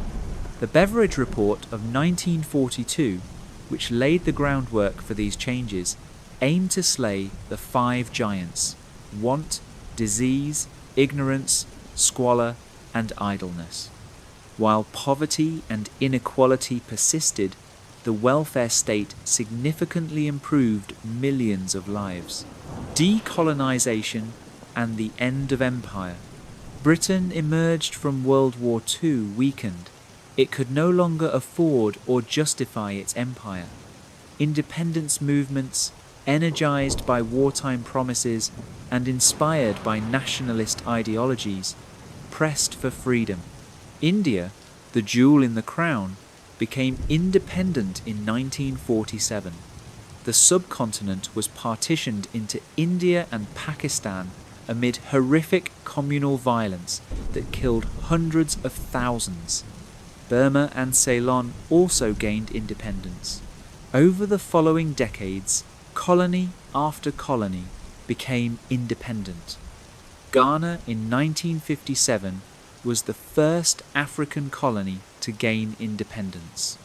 By the 1960s, most of Britain's African and Caribbean colonies were free. The empire was peacefully dismantled, though some transitions, like in Kenya and Cyprus, involved violence. By the end of the century, only small territories remained British. The empire that had covered a quarter of the globe was gone. Many former colonies joined the Commonwealth, a voluntary association maintaining ties with Britain, but as independent nations. The 50s and 60s. The 1950s saw gradual recovery. Rationing, which had continued after the war, finally ended in 1954. Living standards rose, unemployment was low, the economy grew. Prime Minister Harold Macmillan famously said in 1957, "Most of our people have never had it so good." Consumer goods became more available. Televisions, washing machines, and refrigerators, once luxuries, became common. Car ownership increased. The Morris Minor, and later the Mini, became iconic British cars. Suburbs expanded further. More people owned their homes. Rock and roll arrived from America. British youth embraced the new music. Skiffle bands proliferated. Then, in the early 60s, British bands emerged. The Beatles, the Rolling Stones, the Who, and many others. The British invasion of American music charts followed. Britain was culturally vibrant again. The 60s were a time of social change. The contraceptive pill, widely available from the early 60s, gave women control over reproduction. Sexual attitudes liberalized. The permissive society challenged traditional morality. Abortion and homosexuality were decriminalized in 1967. Censorship of theatre was abolished. Fashion became bold and experimental. Mary Quant popularized the miniskirt. Carnaby Street in London became synonymous with trendy fashion. Youth culture flourished. The divide between generations widened as young people embraced new lifestyles. Immigration increased, particularly from former colonies in the Caribbean, India, and Pakistan. People came seeking work and better lives. They faced prejudice and discrimination, but gradually established communities. Britain became more diverse, though racial tensions led to restrictive immigration laws. Challenges of the 70s. The 1970s were difficult. Economic problems mounted.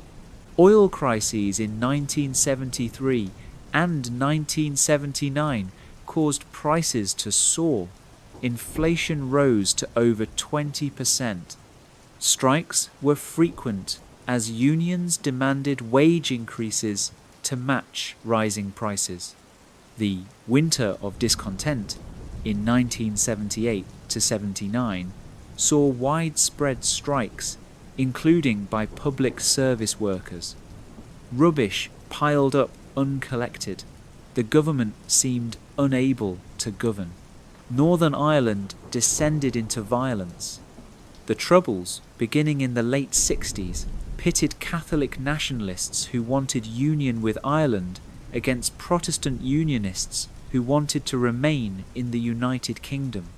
The British Army was deployed but became part of the conflict. Bombings and shootings became tragically common, both in Northern Ireland and occasionally on the British mainland. Thousands died before a peace process eventually brought relative peace in the 1990s. Yet culture thrived. Punk rock emerged in the mid-70s, with bands like the Sex Pistols and the Clash expressing youth alienation and anger. Music diversified into countless genres. British cinema and theatre produced innovative work. Despite economic troubles, creativity flourished. The Thatcher era. In 1979, Margaret Thatcher became Prime Minister, the first woman to hold the office. She led the Conservative Party and would serve until 1990, the longest-serving Prime Minister of the 20th century. Thatcher pursued radical free market policies. She privatised state-owned industries, selling off British Telecom, British Gas, British Airways, and many others. She confronted trade unions, particularly during the miners' strike of 1984 to 85, which she won decisively. Union power declined sharply. Her policies were divisive. Supporters credited her with reviving the economy, reducing inflation, and restoring British confidence. Critics argued she destroyed communities dependent on traditional industries, increased inequality, and eroded the welfare state. Manufacturing declined. Unemployment rose to over 3 million in the early 80s. Northern industrial cities suffered, but the service sector grew. London became a global financial centre. The Big Bang of 1986 deregulated financial markets, attracting international investment. Socially, the 80s saw increasing inequality, but also rising prosperity for many. House prices soared, benefiting homeowners. Yuppies, young urban professionals, symbolized the era's materialism. Fashion was bold, pop music was synthesizer-driven. Culture reflected both optimism and criticism of greed. The Falklands War in 1982, when Argentina invaded the remote Falkland Islands, boosted Thatcher's popularity. Britain sent a task force 8,000 miles to retake the islands. The campaign was successful, though controversial. Over 900 people died in a conflict over sparsely populated islands. The end of the century. Thatcher fell in 1990 after introducing the unpopular poll tax and losing party support. John Major succeeded her, leading the Conservatives through the 90s. The 1990s saw economic recovery. The Cool Britannia phenomenon celebrated British culture. Britpop bands like Oasis and Blur dominated music. British art, including the young British artists like Damien Hirst and Tracy Emin, gained international attention. In 1997, the Labour Party, led by Tony Blair, won a landslide election. Blair's New Labour was centrist, accepting some Thatcherite reforms while promising investment in public services. His government introduced minimum wage, devolved power to Scotland, Wales and Northern Ireland, and incorporated the European Convention on Human Rights into British law. A major symbolic moment came in 1997, when Diana, Princess of Wales, died in a car crash in Paris. The public outpouring of grief was extraordinary. Millions lined the streets for her funeral. Her death marked a cultural moment, reflecting changing attitudes toward the monarchy and public emotion. The Good Friday Agreement in 1998 brought peace to Northern Ireland, ending decades of violence. It was a fragile peace, but it held. As the century ended, Britain was prosperous, culturally influential, and at peace. The millennium was celebrated with optimism. The Millennium Dome in London, now the O2 Arena, symbolised hopes for the future, yet challenges lay ahead. Conclusion: reflections on a long history. We've journeyed through over 2,000 years, from ancient Britons to the modern United Kingdom. We've seen kingdoms rise and fall, empires built and dismantled, wars fought, and societies transformed. Through all these changes, certain themes recur: the struggle between central authority and local power, the tension between tradition and change, the quest for identity, the impact of religion, the drive for economic improvement, the desire for justice and fairness. England began as a collection of tribal territories. It became a unified kingdom, then joined with Scotland to form Great Britain, and later with Ireland to form the United Kingdom. It built a global empire, then peacefully released it. It survived invasions, civil wars, and 2 world wars. Ordinary people's lives were transformed, from peasants tied to the land through the disruptions of industrialization to citizens in a democratic welfare state. The changes were profound. Life expectancy doubled, then doubled again. Literacy became universal. Rights expanded. Women gained equality, at least legally. Democracy spread. Yet threads of continuity persist. Institutions like Parliament evolved but endured. The monarchy adapted and survived. The common law continued. Traditions were maintained even as society changed. Today's United Kingdom is vastly different from Anglo-Saxon England or medieval Christendom or Victorian Britain. It's more diverse, more democratic, more prosperous, and more connected to the wider world. Yet it's still recognisably built on foundations laid over centuries.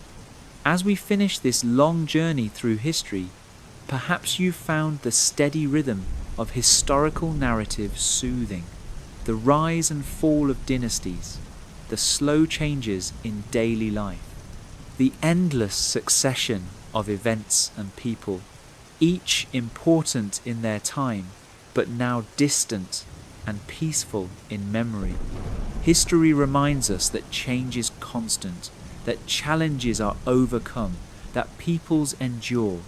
It provides perspective, showing that today's crises have predecessors and that humanity adapts and continues. Thank you for joining us on Sleepless History. May you rest well, perhaps dreaming of centuries past, of number Sleepless History, the complete history of England, Great Britain, and the United Kingdom.